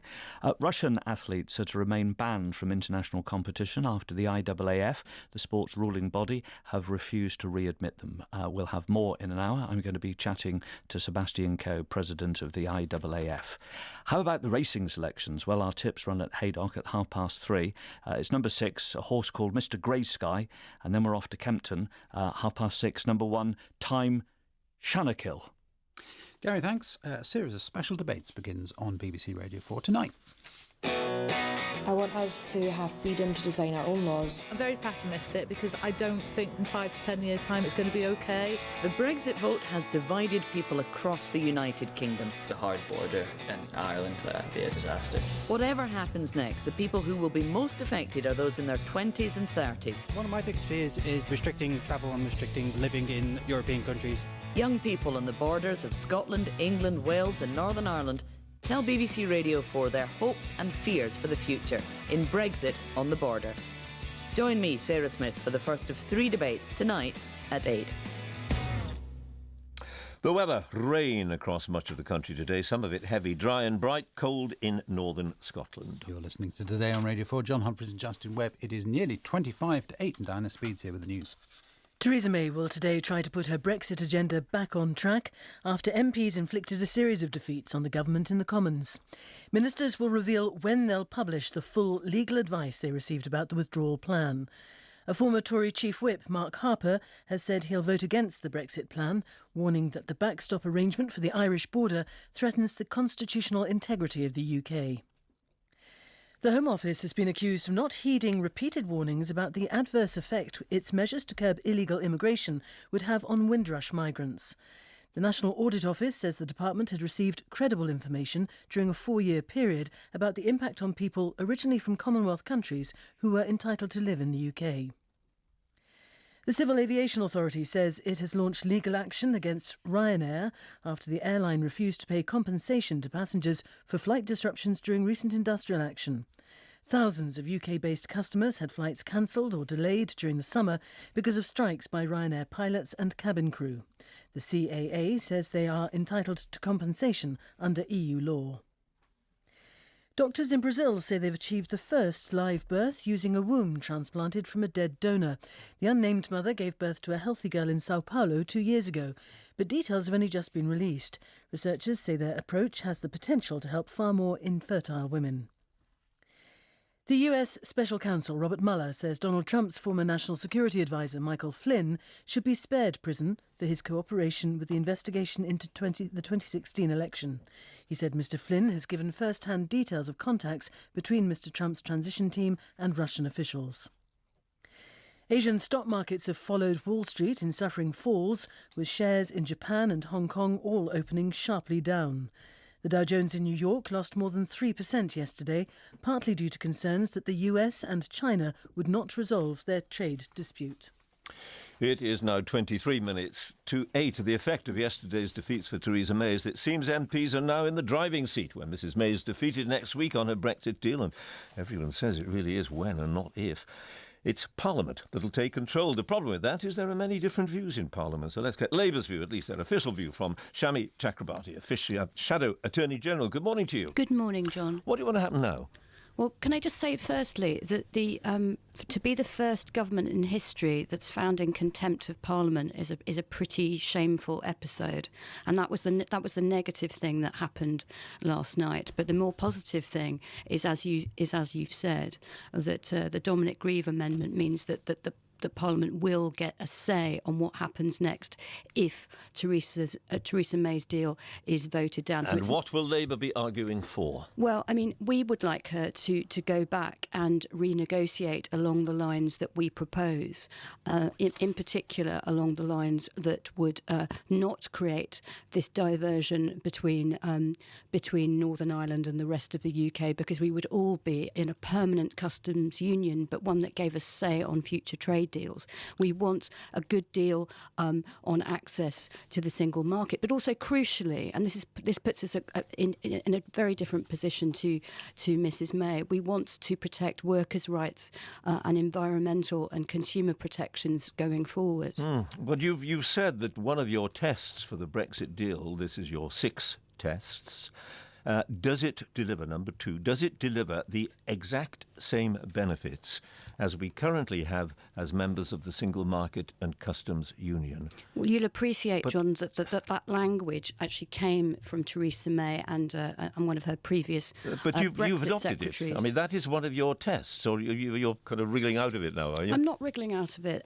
We want access to the single market, and that's what we mean. So you don't by want the to same exact right. So benefits. you didn't mean what you said in that list of tests. You did not mean exact same benefits, because manifestly you're not going to get the exact same benefits. Otherwise, why wouldn't every other country in Europe leave? You know? I think we're entitled to hold the government to account by to their own words, but we certainly want access to the single market. That's crucial, obviously for our industry. Right. So are you after a Norway deal? Is that it? No, that's not it, because we want to have a say over future trading relationships. We don't want to be locked into a deal that gives us no say over our destiny. We think we can negotiate a more favourable deal, crucially, because unlike the deregulatory Conservatives, we're more than happy, we're enthusiastic about staying in line going forward with workers' rights and environmental and consumer protections. When you say we think we could negotiate a better deal, let's assume that Mrs May loses the vote on Tuesday, but she remains Prime Minister. You would be saying to her, Parliament would be saying to her, you've got to go back to Brussels, you've got to negotiate another deal. And you know what you, the Labour Party, know what you want to come from that deal. How long do you reckon it would take her to A, begin those negotiations, and B, complete them in a way that you would find satisfactory? It can't be done in a few weeks, can it? Well, here's the thing. I don't even know that Mrs May's own party would be prepared to send her back to renegotiate. It may well be that the defeat is so substantial that Mrs May has to go and call a general election. Oh, well, it may be. That's a possibility, of course. But in the event that that does not happen, and generally speaking, Turkey's, I'm referring here to, not in a disobliging way, you understand, to Tory MPs. People don't vote for Christmas, do they? The Turkeys don't vote for Christmas. Except that, I think there are lots of the pretenders in the Tory party to the Tory leadership who genuinely believe that they could do better and that they could win a general election. So they don't see themselves as turkeys, and they don't see it as Christmas. They see it as a great opportunity for their individual ambitions. Kill off that metaphor and stay with the with your own party. Do you believe that you could succeed where Mrs May has failed, in your view, and that is get a completely different deal, and that it can be done? This is the crucial bit.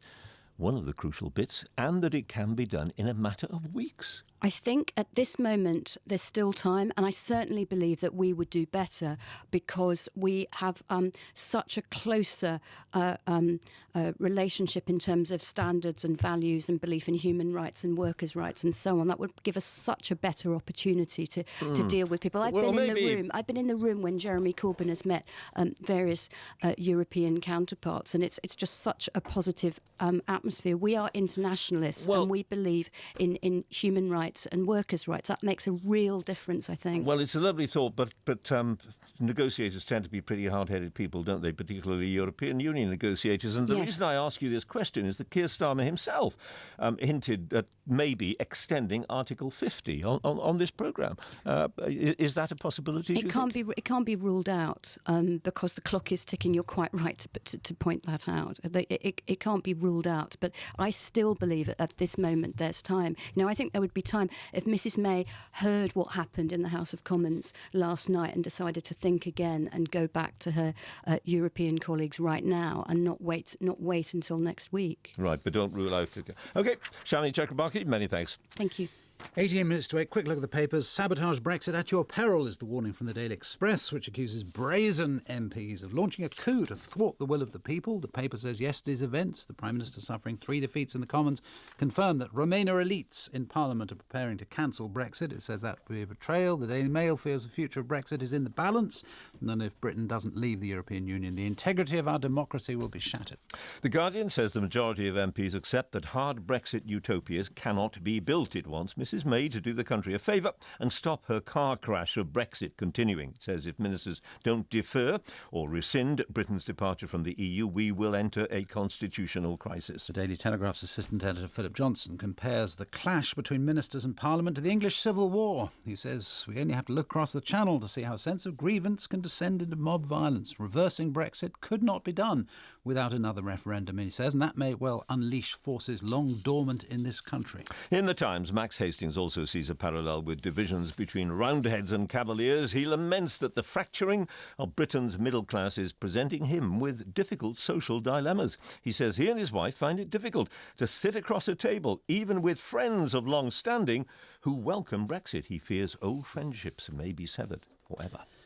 The Time's 16 minutes to 8. Time for Thought for the Day, and the speaker here in our studio this morning is Nick Baines, who's the Anglican Bishop of Leeds. Good morning. Good morning. Some years ago, a Church of England report confidently asserted that people increasingly live in networks rather than localities. According to this thinking, people relate to people with similar interests and commitments rather than being constrained by geography. The growing power of the internet and the massive explosion of social media communication enabled us to transcend mere physicality and the limits of place. Now, of course, this is questionable.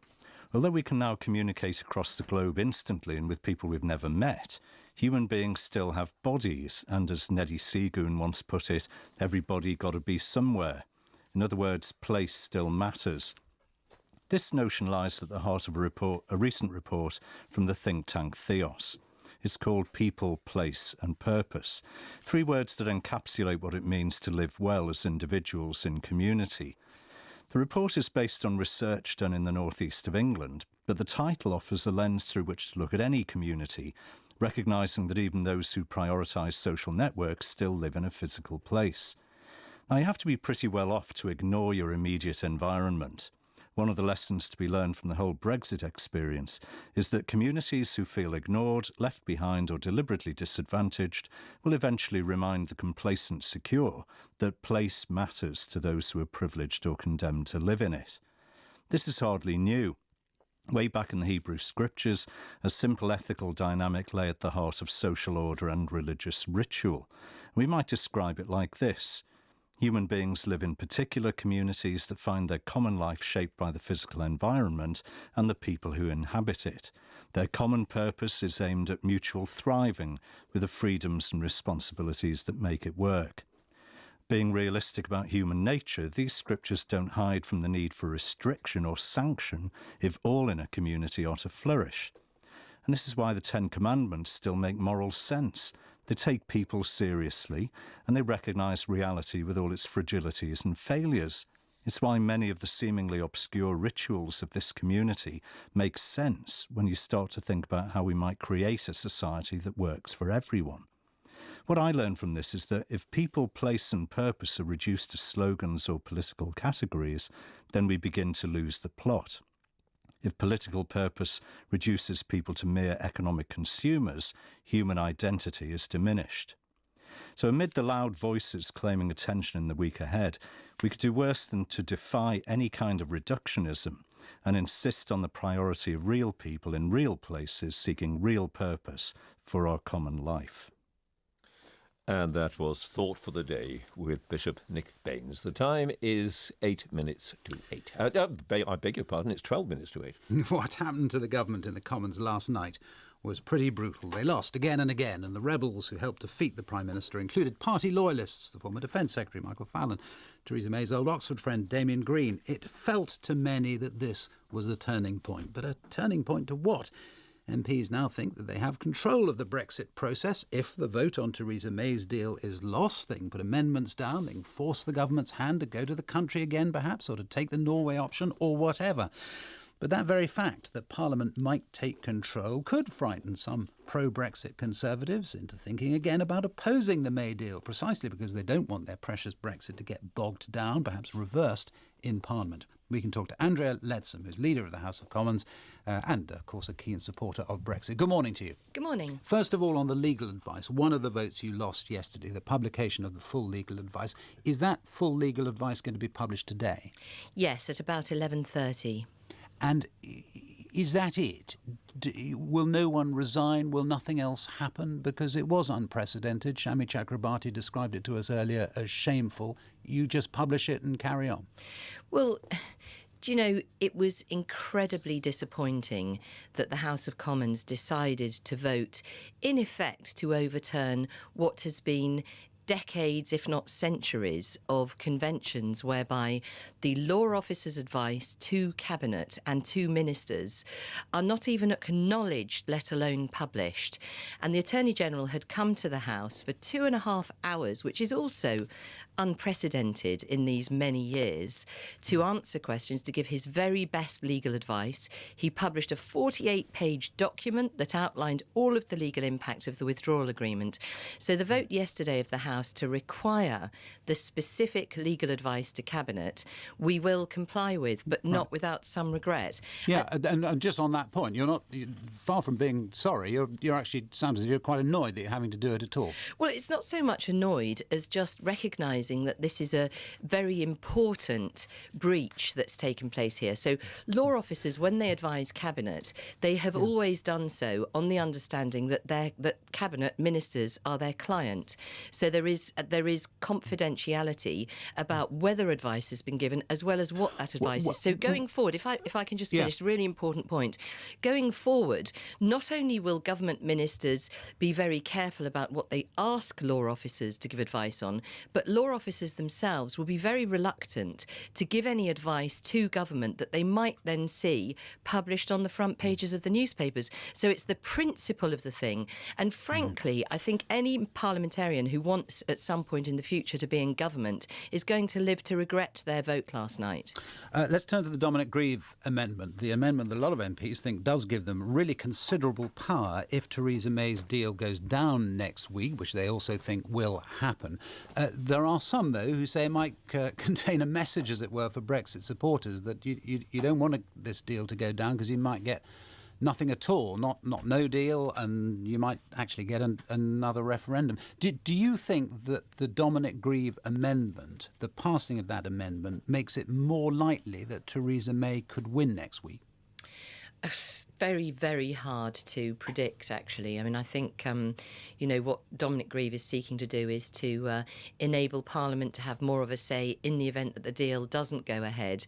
And, I totally understand why he would like to do that. But do you think it has that impact? It could do. I mean, it could have either impact. It could either make no deal more likely or indeed less likely. I mean, by the nature of it, it basically says that Parliament, where we know there is no majority for one outcome or another, will have more say over this. But surely it can't make no deal more likely. It pretty much rules it out, doesn't it? Because Parliament won't agree. No, I think Dominic said himself, it doesn't make no deal an impossibility. But in what way? Sorry, in what way could we then get to no deal?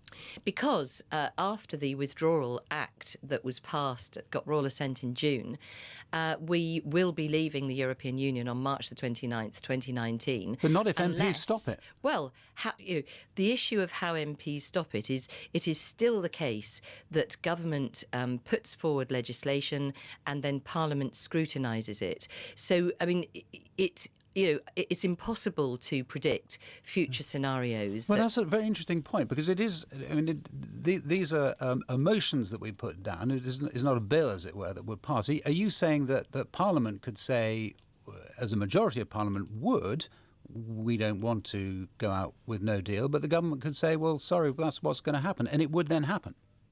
Well, it's not so much that. Parliament can certainly say that, but the issue is that the government is committed to leaving the European Union in line with the referendum, and unless government were to do something completely different, to change tack or indeed to pass this deal, then we will be leaving the EU on the 29th of March next year without a deal. So it defaults to no deal. Yeah, but I think what MPs think is that they now have the power to stop it defaulting to no deal, and you're saying no, they don't. Well, I can't see that they do. And I think the issue is that the default position is no deal. Is there a leader, do you think, who could unite the party now better than Theresa May? Parliament is, as we've seen yesterday and in recent weeks, full of opposing views.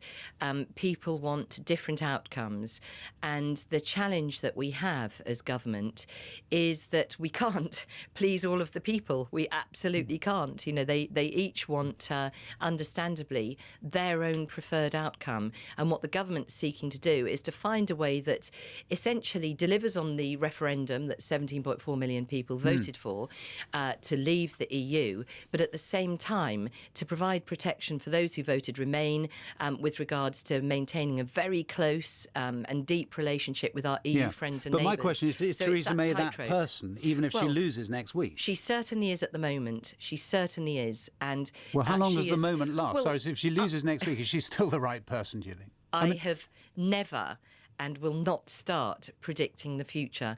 The Prime Minister is determined to deliver on this deal. And the one message... All I'm asking you to do is predict that the Prime Minister will still be Prime Minister, and you're not. I don't do predictions ever, so I'm not going to do predictions. But what I do want to say is that it's really important that colleagues listen very carefully to what's in the Prime Minister's deal. Because, you know, just yesterday, for example, we had colleagues asking, isn't it right that we'll be stuck in the common fisheries policy? And the answer to that is, no, we won't be. And colleagues saying, isn't it right we won't be able to write free trade deals? And the answer to that is, we will be able to write free trade deals. So there's been an awful lot of misinformation and misunderstanding about what's in this deal. Well, look, so on I really that, hope colleagues will listen to very carefully over the next all right, few days well, that's of a fair debate. point. Turn to the substance. And we talked to Mark Harper earlier on, former Chief Whip. And his problem is the Northern Ireland backstop. And he says what you need to do is go back to the European Union and say we can't be doing with this backstop. Because he says, and a lot of your colleagues say, there is no way out of that backstop. Well, you know, I'm absolutely clear. I'm very concerned about the backstop as well, as was the Attorney General. I think anybody would be concerned about that potential backstop. But the point is that it is also not in the EU's interest that we find ourselves in a backstop. They set out very clearly their red lines were that they would not divide up their four freedoms, movement, goods, capital, services. Yeah. They were not prepared to do that. And yet, because of our determination not to break up the United Kingdom in any shape or form, they had to blink first. So in effect, that backstop consists of the UK being in a customs union where we have full access to EU markets without free movement, without the common agricultural policy, the common fisheries policy. But there isn't a way out without agreement. Any money. You can't say to your colleagues, you're talking about persuading your colleagues, you cannot say to your colleagues, can you, yes, actually, there is a way out, a unilateral way out. Yes, but this is politics. What we have to look at is, are we going to end up in that backstop, bearing in mind how completely unacceptable it is to the EU27? Will we end up there? And the reason I'm staying in government is to make absolutely sure, to the best of my ability, that we don't actually end up in that backstop. And I know a lot of my colleagues feel exactly the same way. Did you think of resigning over the backstop? You know, I am a very strong arch-Brexiteer. I genuinely believe that we have a bright future ahead of us when we leave the EU. And so all the way through, I've had conflicting thoughts, and I've had to consider, you know, whether I can live with things. But at the end of the day, this deal is the best combination that we're going to get. And so I just urge colleagues to look at it carefully, to give it a real chance. Andrea Leadsom, Leader of the House of Commons. Thank you very much. Thank you. And it is now 3 minutes to 8, and Stav is here with the weather forecast. Can you cheer us up just a little, Stav? Because it has been a bit wretched, hasn't it? Really? What would you like? Mild, wet and windy, or is it the temperature-wise? Or sunshine? I don't mind it being a bit nippy, but a bit of sunshine. Bit sunshine. Well, the next few days isn't looking that great, actually, John. It's looking more unsettled. We've got areas of low pressure, which could bring us some very windy weather, in fact, by the end of the week. But if you're across the northern half of the country today, certainly across northern Scotland, you'll fare best with the sunshine, although it has been a very cold start. Minus 8.6 Celsius at Braemar in Scotland. It's the lowest temperature of this autumn-winter season so far. Huge contrast, though, further south. We've got 13 degrees across Bude in Cornwall. That's more than a 20-degree difference. So the milder air is already making inroads across southern areas, will continue to do so as the day wears on. But with it, bring a lot of cloud, outbreaks of rain to much of England, Wales and Northern Ireland, where the rain begins to fall on very cold surfaces across the far north of England and southern Scotland over the next few hours. We're likely to see potentially a risk of some icy stretches as well, so watch out for this. But like I mentioned, the northern half of Scotland staying dry today with the best of the sunshine. Further south, sunshine really will be in short supply, but we could see a drier interlude between the first batch of rain this morning and the next batch of rain, which will move into Wales and western parts of England during this afternoon, where it will become much milder. Tonight, rain across the eastern parts will soon clear to leave a mild and a limping and dragging something behind him. Stories from the night people. I wonder who else is out there. Something seems to be happening by the lamps. The award-winning Wireless Nights on BBC Radio 4 next Tuesday night at 11. Come on, Foxy, Foxy. Coming up on this programme, we shall be talking to Matthew Hedges, the British academic who was locked up for 6 months after he was accused of spying in the UAE. It'll be his first broadcast interview. He'll be with his wife. You're listening to Today on Radio 4, John Humphreys and Justin Webb.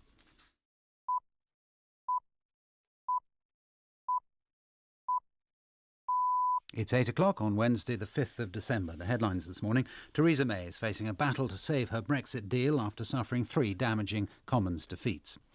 A report has found that the Home Office ignored warnings about the impact of its immigration policies on the Windrush generation. Regulators are taking legal action against Ryanair for its refusal to compensate passengers affected by strikes during the summer. And a video artist who spent a year filming her life on her smartphone has won the Turner Prize. The BBC News is read this morning by Diana Speed. Theresa May will spend the day trying to bolster support for her Brexit deal among Conservatives after 3 defeats in the Commons yesterday dealt a severe blow to her authority.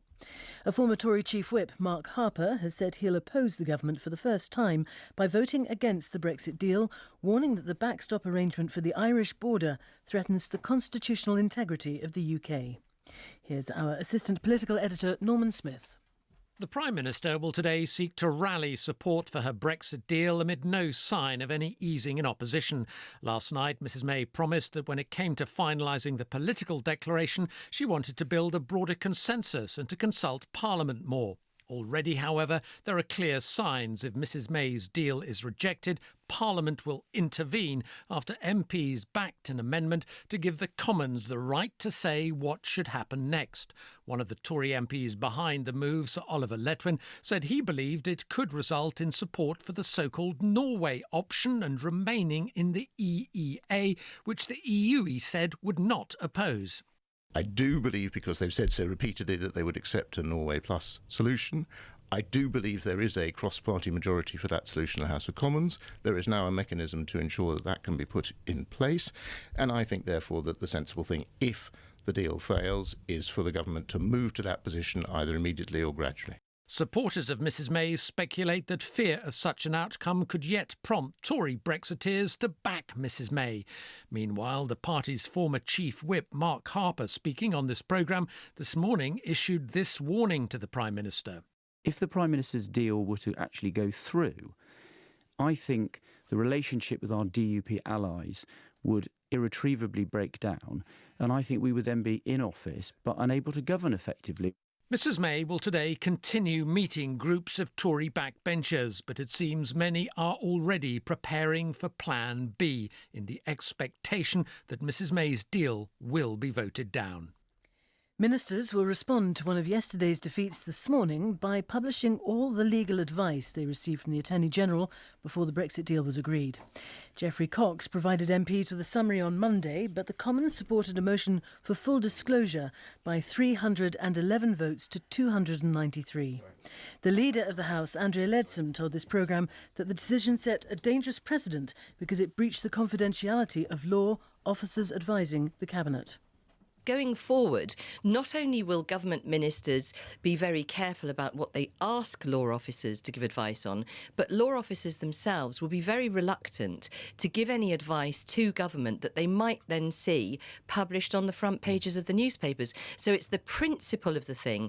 And frankly, I think any parliamentarian who wants at some point in the future to be in government is going to live to regret their vote last night. The Home Office has been accused of failing to act on repeated warnings over 4 years that members of the Windrush generation had been wrongly caught up in measures to clamp down on illegal immigration. A report from the National Audit Office said the department had operated a target-driven policy on immigration removals. It said that didn't take into account the possible impact on people originally from Commonwealth countries who were entitled to live in the UK. The director of the National Audit Office, Geraldine Barker, wrote the report. There were plenty of warnings. There was their own estimate. There was the Chasing Status report in 2014, and the Home Office's response to that was that they didn't think that very many people would be affected. We think that they urgently need to start seeking these people and addressing the rights that they might be suffering. Doctors in Brazil say they've achieved the first live birth using a womb transplanted from a dead donor. The unnamed mother gave birth to a healthy girl in Sao Paulo 2 years ago, but details have only just been released. Here's our health and science correspondent, James Gallagher. The mother was infertile because of a rare disorder that meant her womb did not form correctly. The donor was a 45-year-old mother of 3 who died from bleeding on the brain. The transplant, now detailed in the Lancet Medical Journal, took place 2 years ago. Doctors then waited 7 months to ensure the womb was working before implanting fertilised eggs. What followed was a normal pregnancy, and a 6-pound baby girl was delivered by caesarean section last December. All follow-up checks show the baby is completely healthy. There have been a handful of children born from wombs transplanted from living donors. However, they often rely on a relative or close friend being prepared to donate. The researchers say their approach has the potential to help far more infertile women. The Civil Aviation Authority has announced it's taking legal action to force the budget airline Ryanair to pay compensation to thousands of passengers whose flights were severely delayed or cancelled. Ryanair has argued it shouldn't pay because the disruption was caused by strikes. Our transport correspondent Tom Burridge reports. Ryanair was forced to cancel a huge number of flights throughout the summer when its pilots and cabin crew in different countries went on strike. The airline cancelled 400 flights on one day in August alone. Ryanair argues that industrial action by staff amounts to extraordinary circumstances and therefore exempts it from paying out under European Union law. However, the Civil Aviation Authority, which has a duty to protect passengers' consumer rights, disagrees. It now plans to take the low-cost airline to court because a separate independent body called Aviation ADR, which has the job of resolving these kind of disputes between passengers and airlines, has ruled in the favour of the passengers, relating to thousands of claims. The Defence Secretary Gavin Williamson has said the government is close to introducing new legislation to prevent what it calls vexatious claims against military personnel. There have been a number of cases in which veterans have faced prosecution over allegations of wrongdoing in past conflicts. It's been recommended that President Trump's former National Security Advisor, Michael Flynn, should not go to jail for lying to investigators. Robert Mueller, the special counsel investigating alleged collusion with Russia in the 2016 election, says Mr. Flynn has provided first-hand details of contacts between the president's transition team and Russian government officials. Peter Bowes reports. Michael Flynn is due to be sentenced later this month for lying to the FBI about his conversations with Russia's ambassador to the United States during the presidential transition. He was fired by Donald Trump and has since been cooperating with Robert Mueller. According to court documents, the special counsel says Mr. Flynn deserves credit for accepting responsibility for his crime in a timely fashion and substantially assisting the government. The former National Security Advisor has apparently been interviewed by investigators 19 times and has been cooperating in several ongoing investigations. Asian stock markets have followed Wall Street in suffering falls, with shares in Japan, Hong Kong and South Korea all losing value. The Dow Jones in New York lost more than 3% yesterday, partly due to concerns that the US and China would not resolve their trade dispute. Beijing has said it will implement commitments made to the US as soon as possible, but did not give details. From Singapore, Karishma Vaswani reports. Traders are calling it a perfect storm, a confluence of factors that have brought new uncertainty to the markets. There are worries about the on-again, off-again trade truce between China and the US. Earlier in the week, it seemed as if the deal was done, but investors are fast waking up to the fact that the agreement contains little in terms of details, and that Beijing and Washington appear to have different understandings of what it covers. Add to that growing fears about how the US economy might fare in the future, with some traders betting that growth will slow.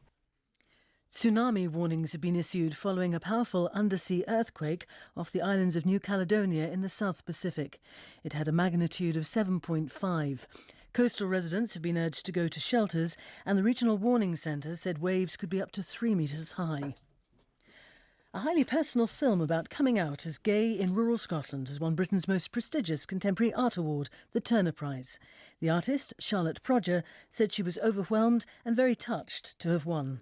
Our correspondent Rebecca Jones was at the award ceremony and sent this report. The winner of the Turner Prize, Charlotte Prodger! And she won for a 33-minute film shot entirely on her smartphone. I just use it because I'm someone that likes to be on my own quite a lot. Am I right? You see the phone almost as an extension of your own body? Yeah, because of that ease of use and the way that, you can use it while you're going about through the world. Charlotte Prodger's film is autobiographical and chronicles her coming out as gay in rural Scotland. It's rough and ready with no narrative thread. Instead, she shoots scenes of the countryside, her cat and her home. The judges said her film represented the most profound use of a smartphone camera ever seen in art. Rebecca Jones reporting. The time is 8:10. 3 defeats of the government dominate the politics of Brexit this morning. And it's not just about process, of course. These defeats seem to have real impact. They seem to bring with them, well, not exactly clarity about what happens next, but a clearer sense of what the options might be. Let's turn to Laura Kunsberg, our political editor, who's on the line. And just a brief point, first of all, Laura, about the legal advice. Andrea Leadsom, the leader of the House, confirming that they are going to publish the full legal advice that the government got later on this morning. Is that a damp squib, or could that have a real impact, do you think? Well, I think, Justin, it could make it worse, not better, once it's out there in its full glory. I mean, I know from conversations with cabinet ministers who have already seen it that it had some pretty strong language in it about the backstop, that insurance policy against a hard border coming back between Northern and Southern Ireland. And, of course, it is the existence of the backstop and the fact that the UK can't get out of it on its own that is the thing that has caused such concern for Brexiteers. And it's possible that people who hate it will take little bits and pieces, phrases that sound like doom and gloom out of the legal advice in order to make their case even more strongly.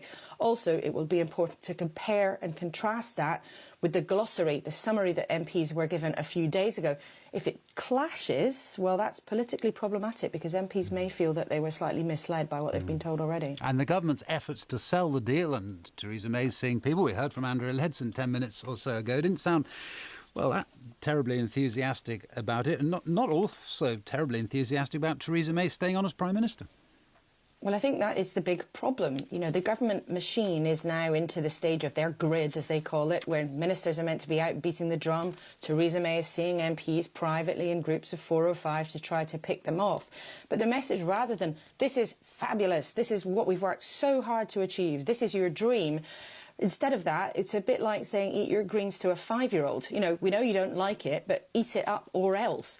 And in this political situation that's so shaky, I'm not very sure that the selling attempt is having very much impact at all. Yeah, and what is it that they actually want? I mean, what do they think is deliverable? We heard from Mark Harper, the former chief whip earlier in the programme, who said on the backstop, you just go back to the EU and say, actually, we're not having that. I mean, does the government think that is remotely possible?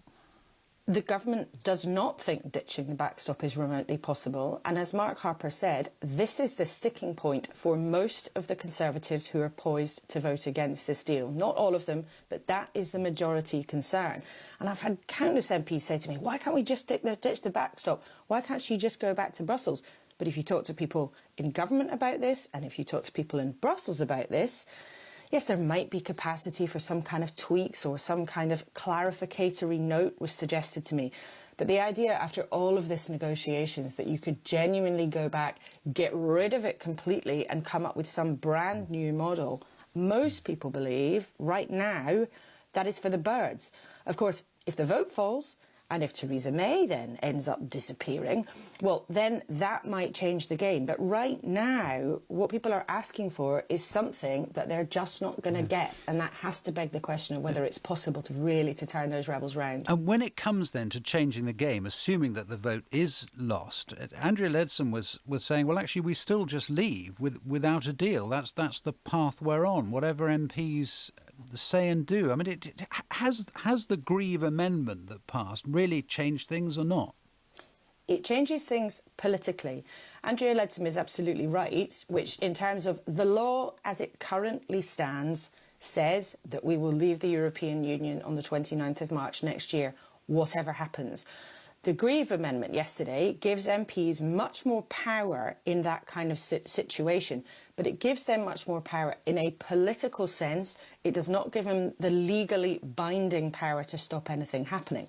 That said, if we were in a political situation where a majority of MPs said to the government, and the view of the House of Commons was that the government must not take the UK out, they must do something else, it's extremely hard to see how the government could actually do that against Parliament's will. But that would require a change of the law. And you can't unpick the fact that we're leaving on the 29th of March without, guess what, another bit of law going through Parliament, which, of course, would be another battle royal. We'll be talking to you again, I suspect, quite soon about all of this. Yeah, indeed so. Laura Koonsberg, thank you. 8:15. When Matthew Hedges went to Abu Dhabi last May, he intended to do some research for his PhD thesis and come back home to Britain a few weeks later. Instead, he was arrested, held for 6 months in solitary confinement, convicted of spying, sentenced to life in prison.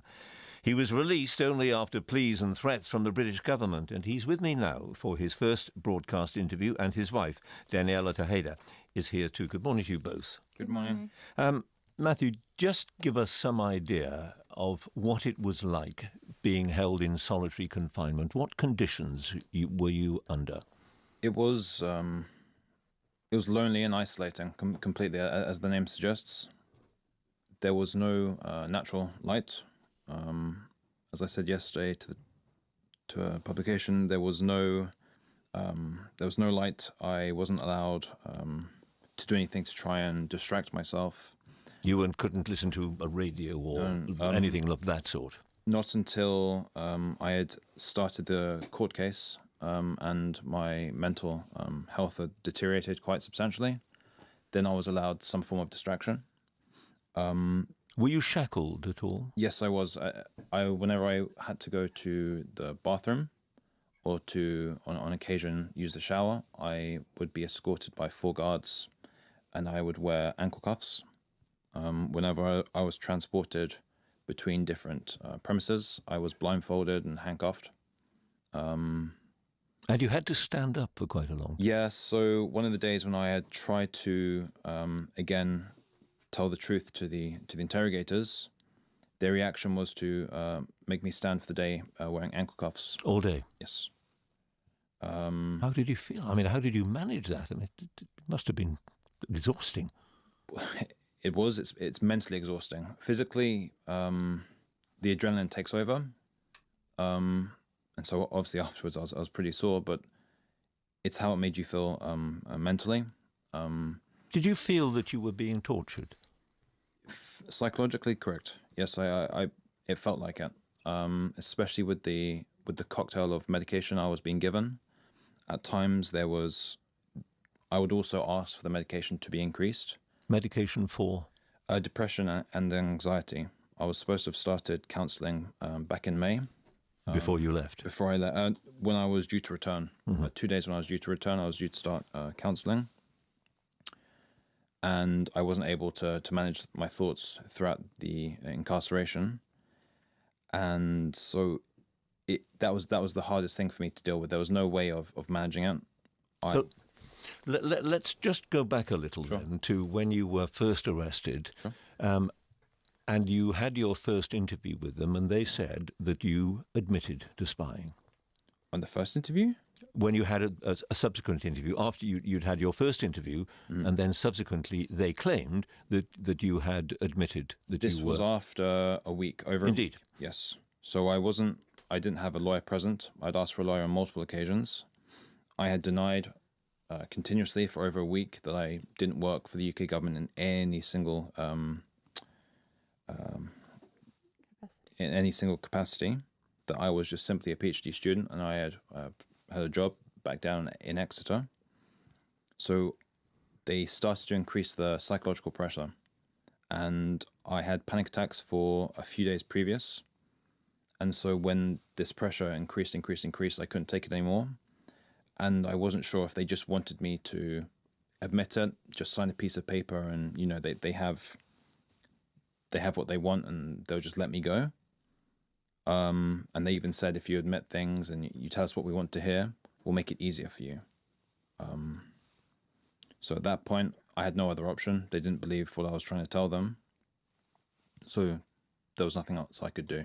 And you weren't able to consult lawyers or to talk to Daniela? I wasn't able to even talk to the embassy officials until I had signed all the confession statements. This was in the 6th or 7th week was when I first saw the embassy. So the Emiratis had got what they had wanted. And do you know exactly what you'd confessed to? Because you don't speak Arabic. No, I don't. All I know was that I confessed to being an MI6 agent. They said you were a captain. Yeah. So they... Bloody bizarre, because there's no such rank in MI6. I have little to no clue about this, but they suggested they asked me what rank I was, and they postulated. They said, "Are you a first lieutenant, second lieutenant, a captain, major?" And I panicked, so I said, "I'm a captain." Sure. I see. Yeah, just tell them whatever they want to hear to try and help it go forward. Because you believed if you did give them all that they wanted, you would be released. Correct, and I was told this by not only the interrogators, but also the state prosecutor. They said, in fact, the state prosecutor told me, "You're very lucky that you've told us the truth from the start, because if you hadn't, you would be in jail for the rest of your life."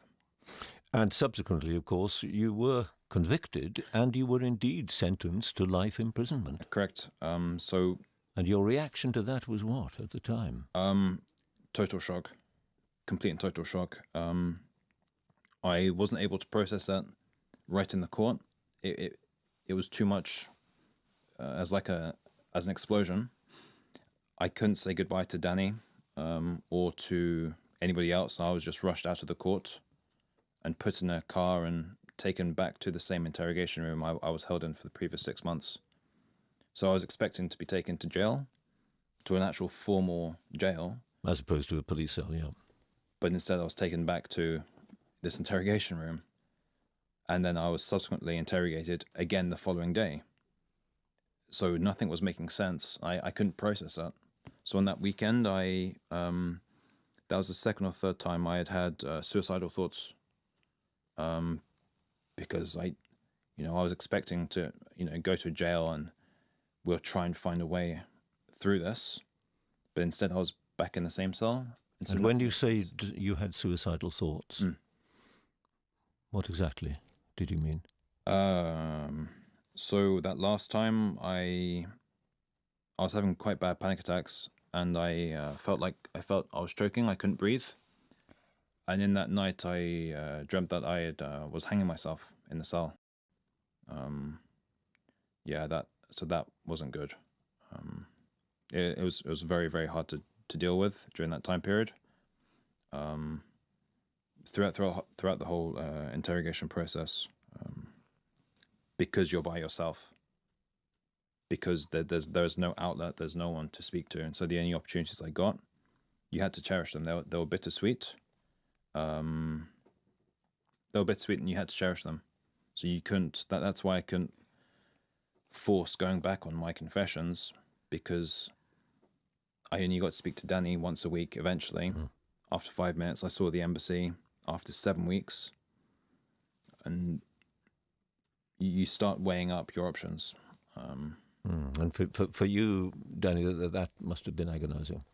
Yeah, it was never easy. From day one, I knew that it would be much more complicated than what people were telling me it would be. I knew that Matt wasn't the type to just go about committing any sort of offense, let alone a minor offense that gives you maybe a couple of days in jail and then you're out. So yeah, I mean, all the experience was horrendous, and naturally hearing that he would be sentenced to life in prison for something he didn't do was heartbreaking. And seeing him shaking in court and seeing guards making him and me go out through different exits without even being able to say goodbye. It's not easy, and it's much harder to think that he had to endure nearly 7 months of hell, that we all had to endure it just out of really unfounded suspicions and completely false accusations, which will now have a long-lasting effect on everything. Well, I was going to ask you about that, but just before I do that, Matt, it's been suggested that they invited you, the UAE, your captors, invited you to become a spy for them, in effect, a double agent. Yeah, this is how my panic attack started on the first week. This was on the third or fourth day. And they propositioned me to steal official documentation from the Foreign Office. And so I responded. I had a panic attack, and I said, "Listen, even if I wanted to, I couldn't. I don't work for the Foreign Office. I don't know how you think this would be possible." And that's how that whole process went downhill quite quickly. And what they said, as you very well know, in the statement at the time, they pardoned you because you are still, in theory at any rate, a convicted spy in that country. Yeah. And what they said was that the information you had been collecting to justify what they did to you went far beyond standard academic practices. You took advantage of researchers in this country. You were using 2 different identities to gather information from your talks. In one, you were a PhD researcher. In another identity, you were a businessman, and so on. Mm. So I think at the heart of what, in response, it's academic freedom. This is something that, as a researcher you strive for. That's something that I think most places around the world do try and promote. Do you think that perhaps you were a bit naive? No. I had worked there for a number of years. I'd been comfortable. My family has lived there for a while. I had undertaken all the appropriate research ethical tasks that were required before I left. This is all undertaken by quite a high risk risk company who also do the same risk protocols for parts of the UK government. So if it's okay for the university and it's okay for the government, either their estimations are wrong, or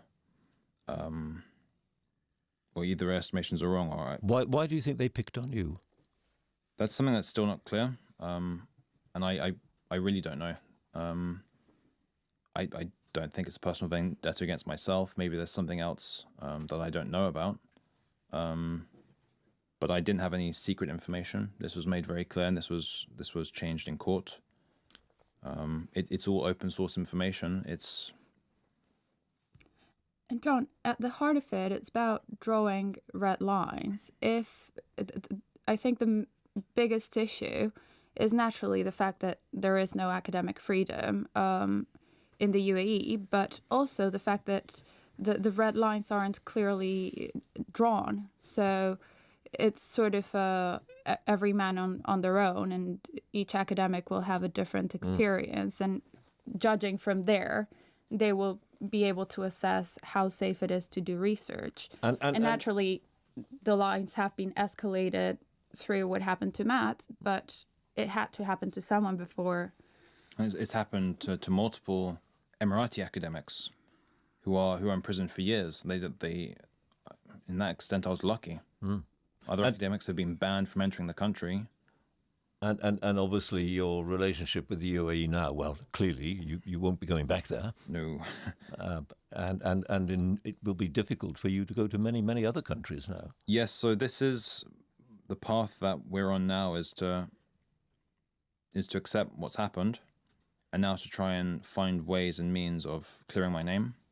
because our life has been detrimentally affected. Well, indeed, that's an understatement, some might say. And Danielle, you've had a lot to do, clearly, with the Foreign Office over these past months. Do you believe now that they did as much as they could have done as quickly as they could have done it? Because we spoke a few times. You came into this studio a few times during those months, and you seemed pretty desperate.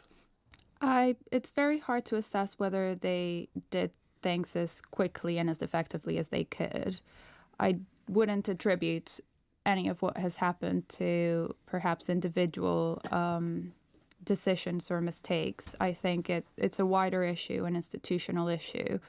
In what and that they've been sense? ruled by, things as simple as the Data Protection Act. The fact that they were unable or unwilling to share information with me about Matt's whereabouts or his conditions for 6 weeks because they didn't have his explicit authorization Which to is rather share it bizarre, with me. since he was being held in solitary Exactly. confinement. They weren't getting access to him, so how could they get his explicit authorization So- to share information with his next of kin? So did you get the sense that they were more concerned with protocol and with not wanting to upset the government of the UAE than they were concerned with the rights of an individual? Very human possibly. being? Very possibly. Institutions run by rules, and it's very hard to get them to act independently from that and assess things on a case-by-case basis.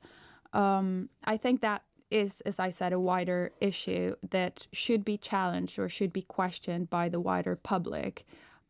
We really need to ask our government whether they are indeed taking the right measures to ensure that these sorts of situations don't happen to other people.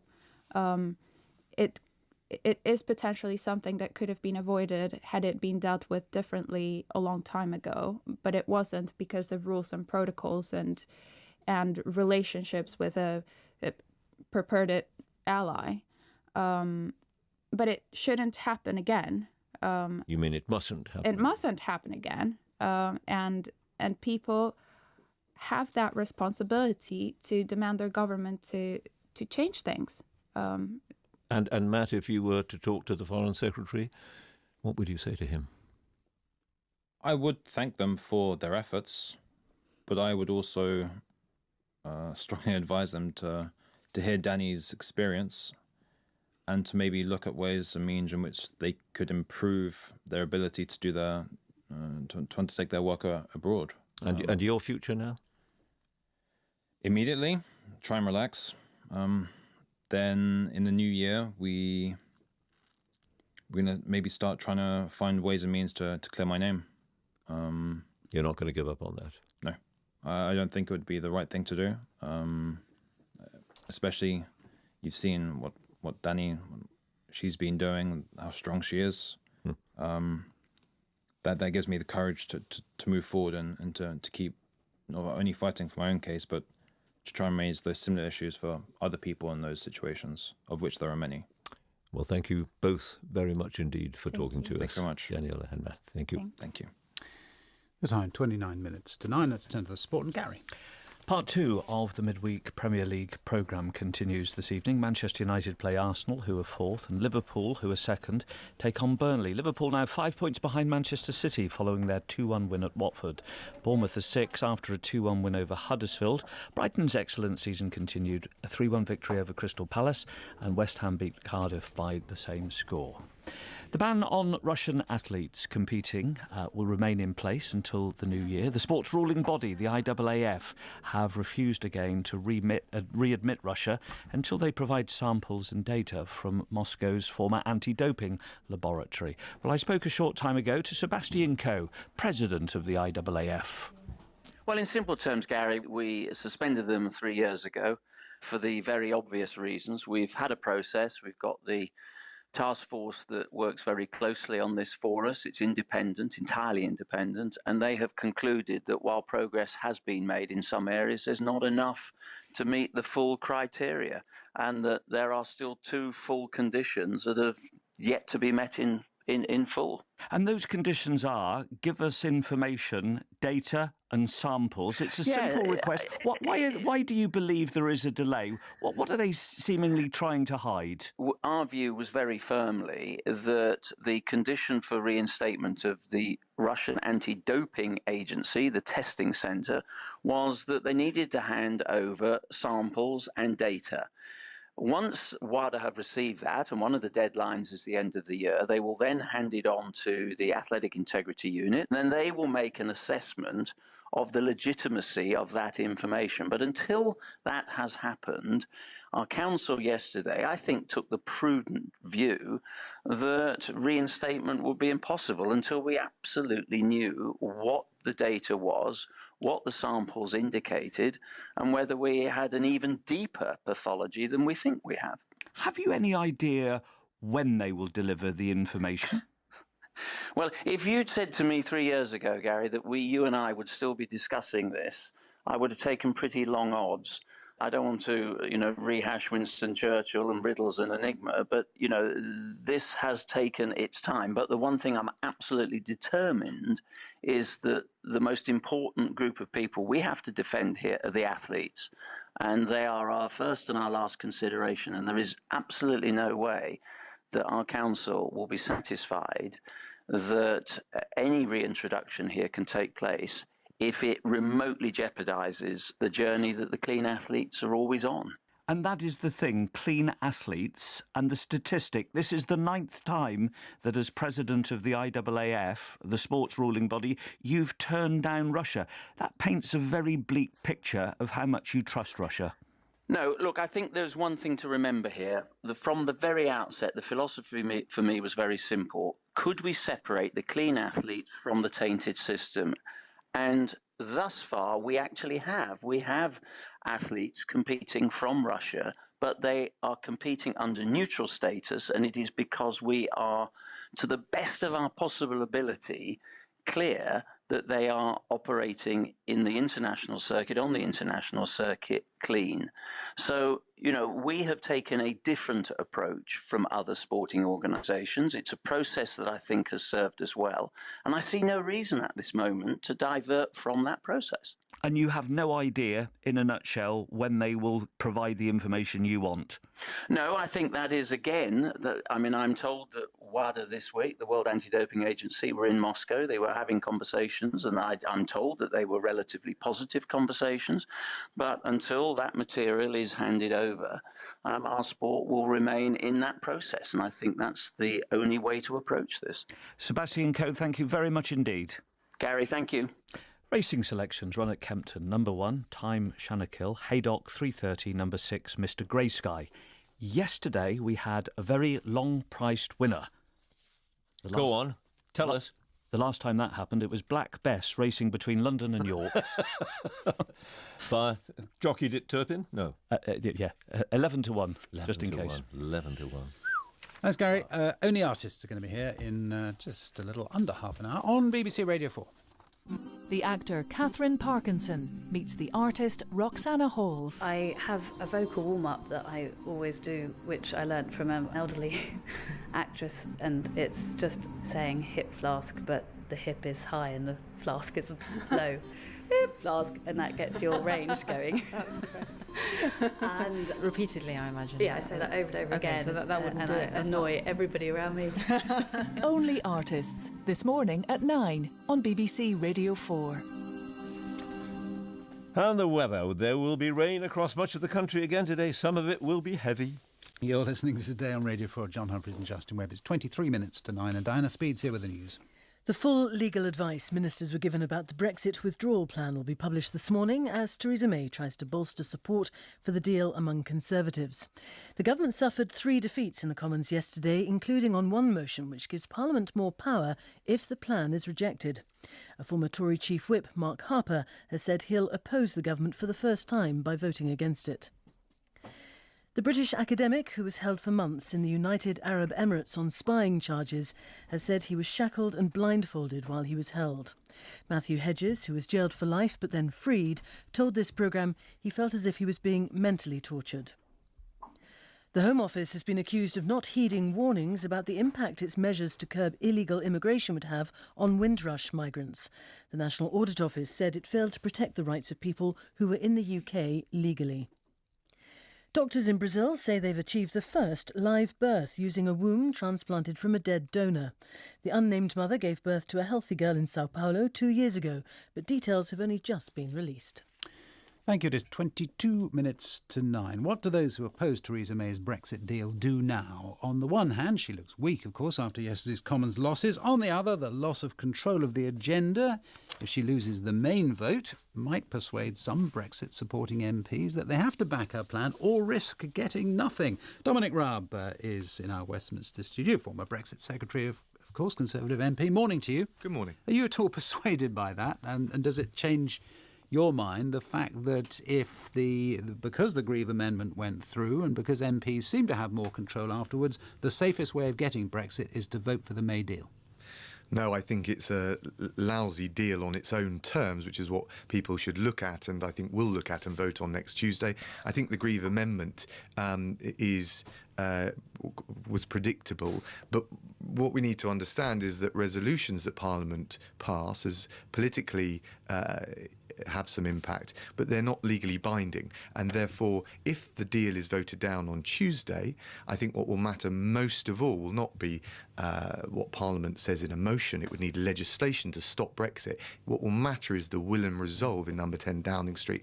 And I would certainly urge and hope that the Prime Minister in that scenario would go back to Brussels, make a best final offer to the EU, but be very clear about our willingness to walk away, which is what she said from the start. And before we get to what she should say to Brussels and what changes you think could be made, just on this difference, we were talking to Laura Kuenssberg earlier, and indeed to Andrea Leadsom, Leader of the House, who was making exactly the point that you've just made, but Laura Kuenssberg also pointing out that there is a political side to this, and actually if MPs said, we do not want to leave without a deal. We tell the government that is our view, and it's the view of a majority of MPs.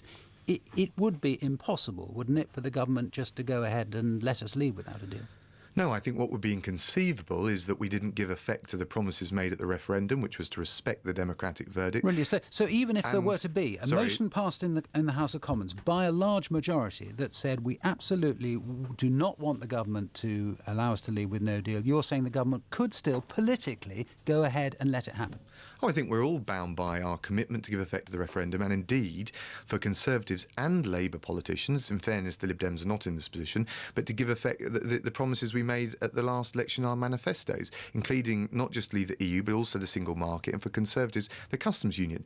And I think for many listeners, and certainly for many of the public who not following the detail of this, poring over the detail, and it's very technical and complex, a lot of them will think this deal and the idea that we somehow pull a handbrake up on Brexit just fails the basic cardinal principle of British politics, which is you keep your promises. And we've all promised to give effect to the referendum to leave the EU. We're trying our best to get a deal which is acceptable. We shouldn't be blackmailed, but we're leaving the EU in March, and we've all made that promise. We all must keep it. In those circumstances, though, what's happened to Parliament taking back control? I mean, Parliament would think one thing, but be too timid to go along with it. Not quite. If you look at the Article 50 legislation that was passed, it was passed on the premise that this was the final point at which Parliament would be able to authoritatively set the starter gun, if you like, going on Brexit, and it wouldn't be able to stop it afterwards. And that's why that legislation, which was required by the Supreme Court, was so significant. But it also had the quid pro quo, if you like, the flip side effect, that once that starter gun was set, when we triggered Article 50 almost 2 years ago, that we would be clear that we were leaving the EU. The question is on what terms. Yeah, OK. And you say you want the government to... Would you say the government should actually not go to the vote, simply go back to... Theresa May should come to the Commons and say, well, actually, we're going to go back to Europe. And if she were to do that, she would say to the European side what? Well, no, I think we should have the vote on Tuesday. I think it's important that Parliament has its say.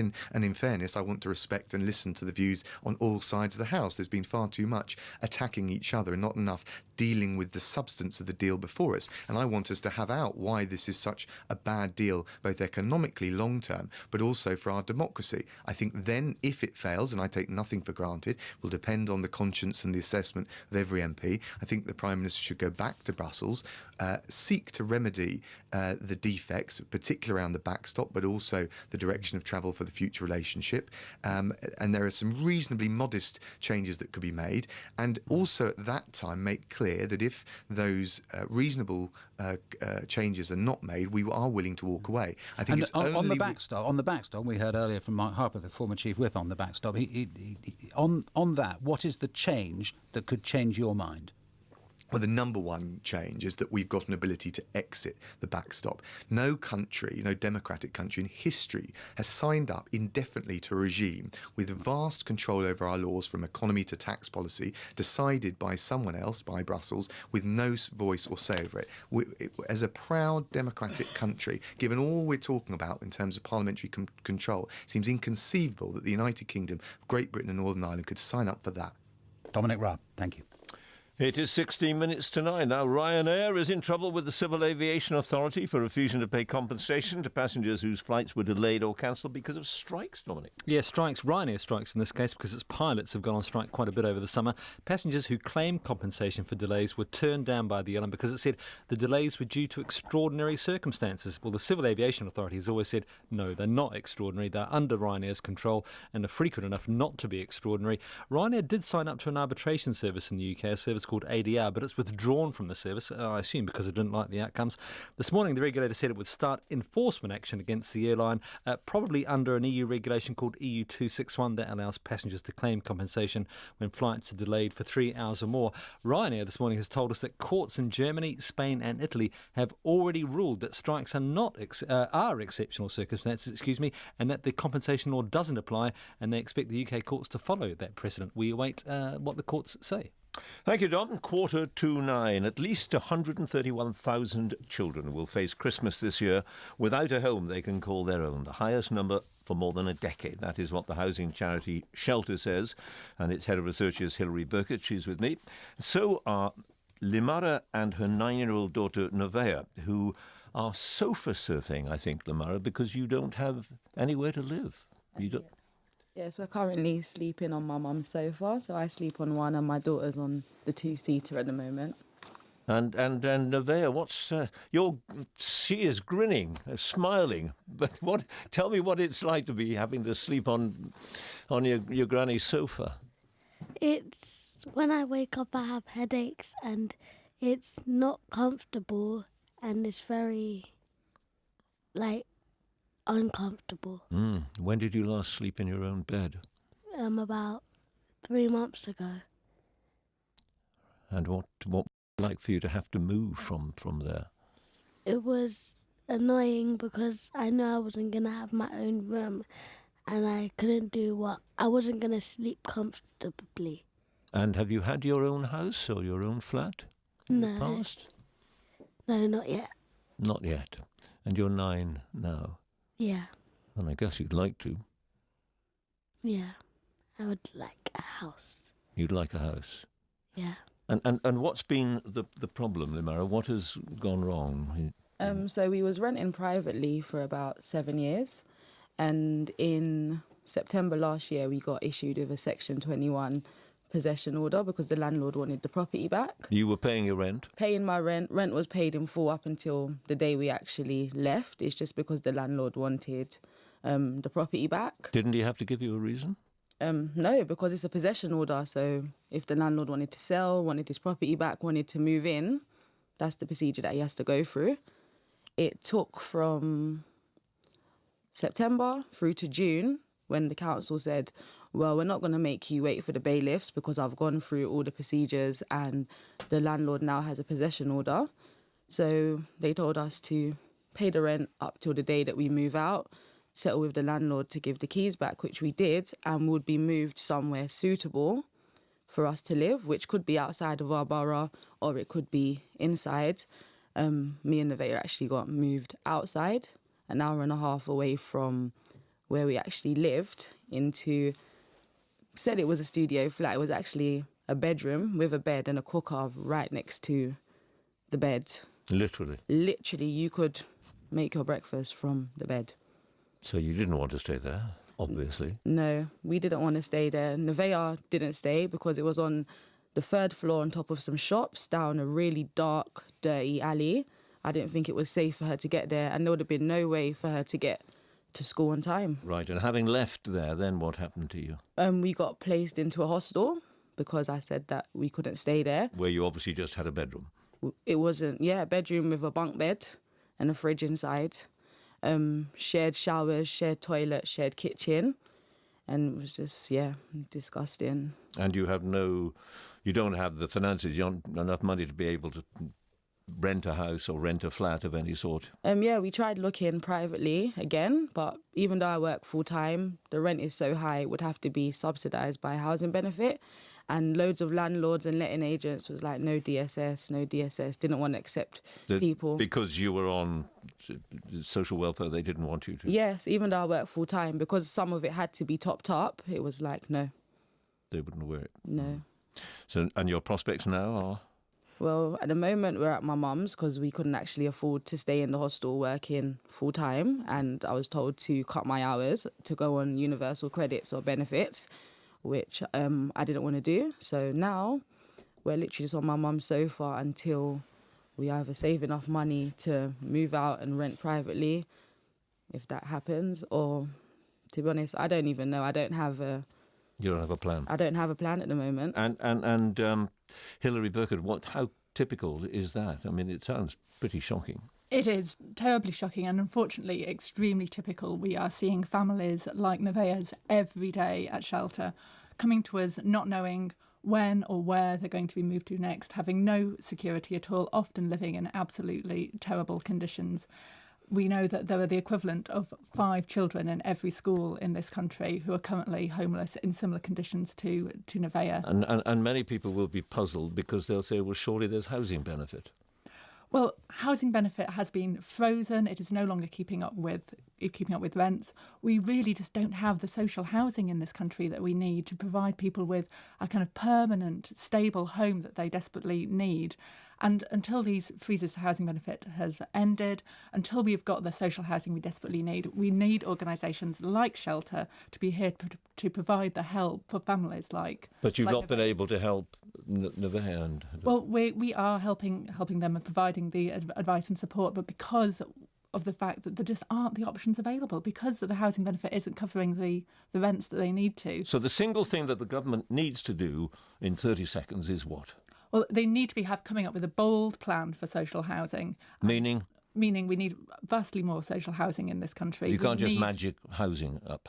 We need to be coming up with a long-term plan for coming up with social housing. We need to be ending the freezes to housing benefit. But as I say, until that point, we need organisations like Shelter to be able to provide that advice and support, and we need to be there for families like Nevaeh's. And is there any hope at all that Nevaeh and her mother Namara will be able to move somewhere else before Christmas? Or I would really hope that this Christmas they will be somewhere more stable, but it is bleak. It is really bleak out there for many, many families at the moment.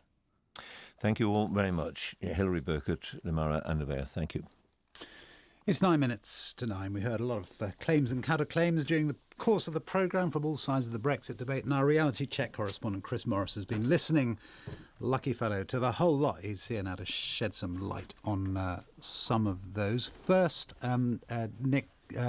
Chris, could you start us off with Sir Oliver Letwin?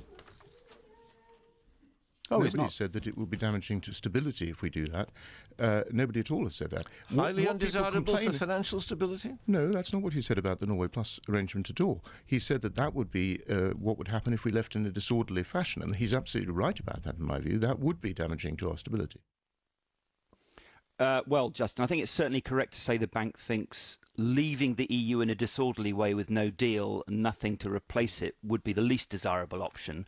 But looking at the alternatives, the concern is that what might be right for a small economy like Norway would throw up a different scale of problems for the UK, which is obviously one of the largest economies in the world. And one of the things that Mark Carney and his deputy John Cunliffe raised in discussion with MPs yesterday was regulation of our huge financial services industry, which is about 20 times bigger than Norway's, they said. Now, Mr. Carney said the bank would not be comfortable outsourcing supervision of the financial sector on an indefinite basis, which is in effect what would happen if the UK chose a Norway-style option in which it would be in the single market but have no direct say in making its rules. And he said the bank would obviously respect what Parliament decided, but losing the autonomy to supervise the financial sector over the long term would, he said, be highly undesirable. All right, let's turn to Labour's Shadow Attorney General, Shami Chakrabarti. We asked her what her party's position was on an extension of Article 50 to get a deal passed.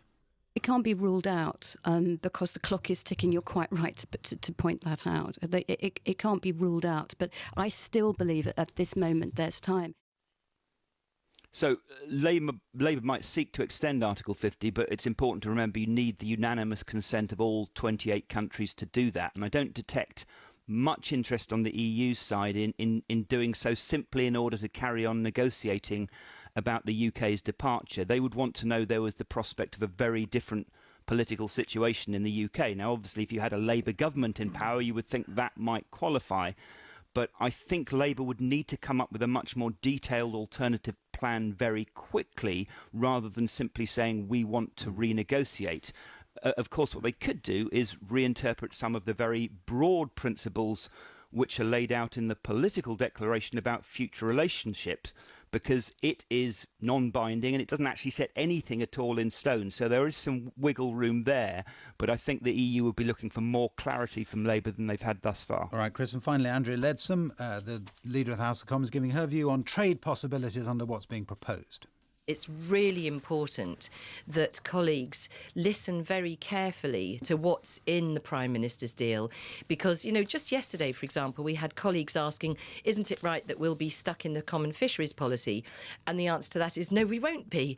And colleagues saying, isn't it right we won't be able to write free trade deals? And the answer to that is we will be able to write free trade deals. So there's been an awful lot of misinformation and misunderstanding about what's in this deal.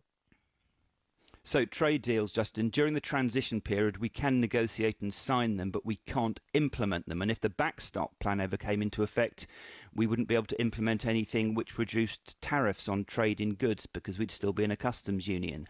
The trouble with all of that, though, is it's unlikely that any third country will want to commit to signing a comprehensive trade deal with the UK until they know what our future relationship with the EU and its huge single market is going to be. Chris, thanks.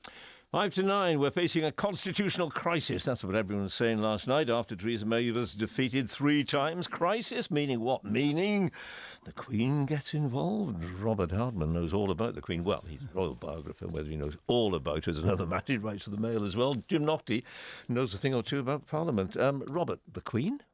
The Queen will be staying well out of it for as long as possible, and probably uttering a few hallelujahs to Nick Clegg, in fact, the architect of the 2010 Fixed-Term Parliament Act, because she's effectively been written out of all this by the Act. That legislation was passed in September 2010.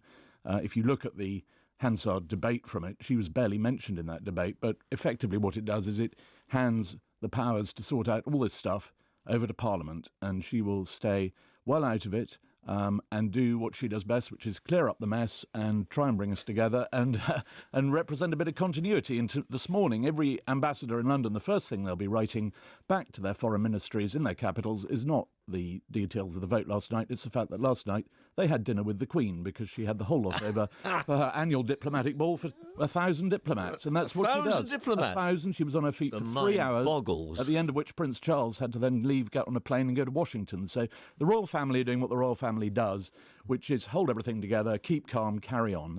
And there's not a wee bit of the Queen that says, actually, I'd quite like to get involved, give me a chance to, do something. I think absolutely, thank heavens, I'm kept well out of this. I'm there if you need me, folks, but you made this mess. You decided to ostracise me from this process. I'm not complaining, and I'm going to get on with my job. Soft power versus hard power, and at the moment, thank God for soft power. Jim, crisis or not? Oh, crisis, certainly. Look, John, the thing about this is that it's not the 70s and the devolution imbroglio, even though that ended up with the defeat of the Callaghan government in March 79, 311 to 310, famous night. It's not the 80s, it's not Maastricht. I mean, we've got to go back to the 20s or to the Irish Home Rule fandango in the 1880s, 1890s, or to the Corn Laws in 1840s. It's that scale of mess, to use the word that's been mentioned a couple of times, that we're in. And underneath, the churning surface of this parliamentary sea is a kind of leviathan, which is sort of starting to flex its muscles, and that's where the great waves are coming from. And that leviathan is some different kind of political system, because the truth about this, and people know it fundamentally, is that the two major parties are broken. The Conservative Party's schism in Europe, which of course has been there for 50 years, is now probably one that can't be healed. The Labour MPs who voted 172 to 40 against Jeremy Corbyn on a motion of no confidence 2 years ago really haven't changed their minds about him very much.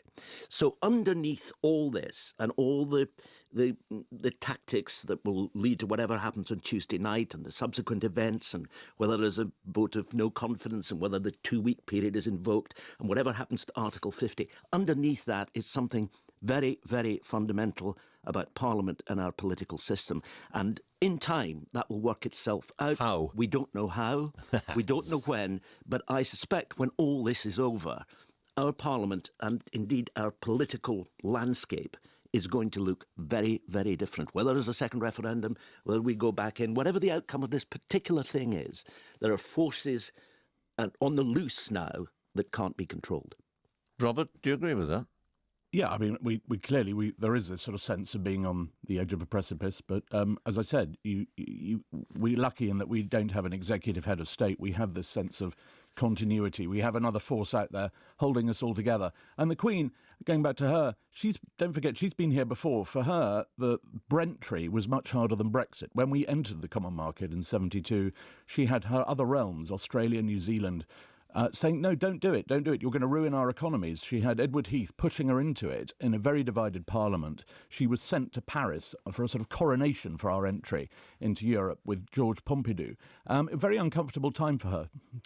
Have to stop it there. Thank you both very much indeed. Jim and Robert Hartman, thank you. That's it. Sinead Heek, Jonathan Harvey, our editors from John and me. Good morning.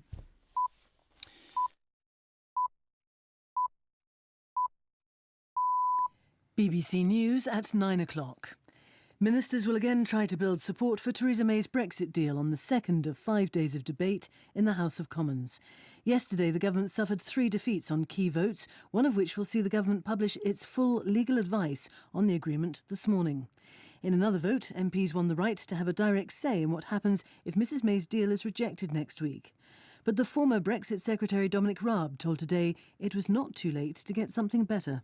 If the deal is voted down on Tuesday, I think what will matter most of all will not be what Parliament says in a motion. It would need legislation to stop Brexit. What will matter is the will and resolve in number 10 Downing Street. And I would certainly urge and hope that the Prime Minister in that scenario would go back to Brussels, make a best final offer to the EU, but be very clear about our willingness to walk away, which is what she said from the start. The British academic who was accused of spying by the United Arab Emirates has said his interrogation felt like psychological torture. Matthew Hedges, who denies the allegations, told Today he was questioned for up to 15 hours a day while standing with shackles on his ankles. The Home Office has been accused of failing to heed repeated warnings about the adverse effects its measures to curb illegal immigration were having on Windrush migrants. The National Audit Office says the department was first told about the impact 4 years ago. The US Special Counsel says Donald Trump's former national security advisor should be spared prison for lying to the FBI.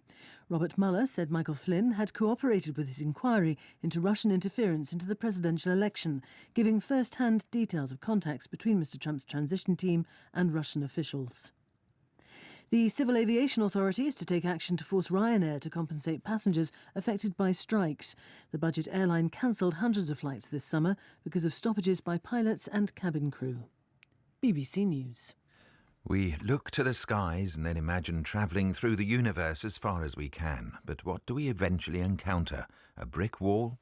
In half an hour, our brains will be well and truly scrambled when Rutherford and Fry will ask whether anything in the universe is truly infinite, or does infinity only exist in mathematics? Before that, in Only Artists, we visit a painter's studio high above an abandoned theatre. Hello, my name's Catherine Parkinson and I'm standing outside a disused London theatre waiting and hoping to meet Roxana Halls, a painter who works there, and hopefully she'll show me some of her paintings because I'm a huge fan, and give me a cup of tea because it's freezing outside. The actor Catherine Parkinson meets the artist Roxana Halls. Hello! Nice to see you. Oh, it's lovely to see you. Do you know what I've done? I've actually dressed pathetically like a painter. Have you? In a very actressy way.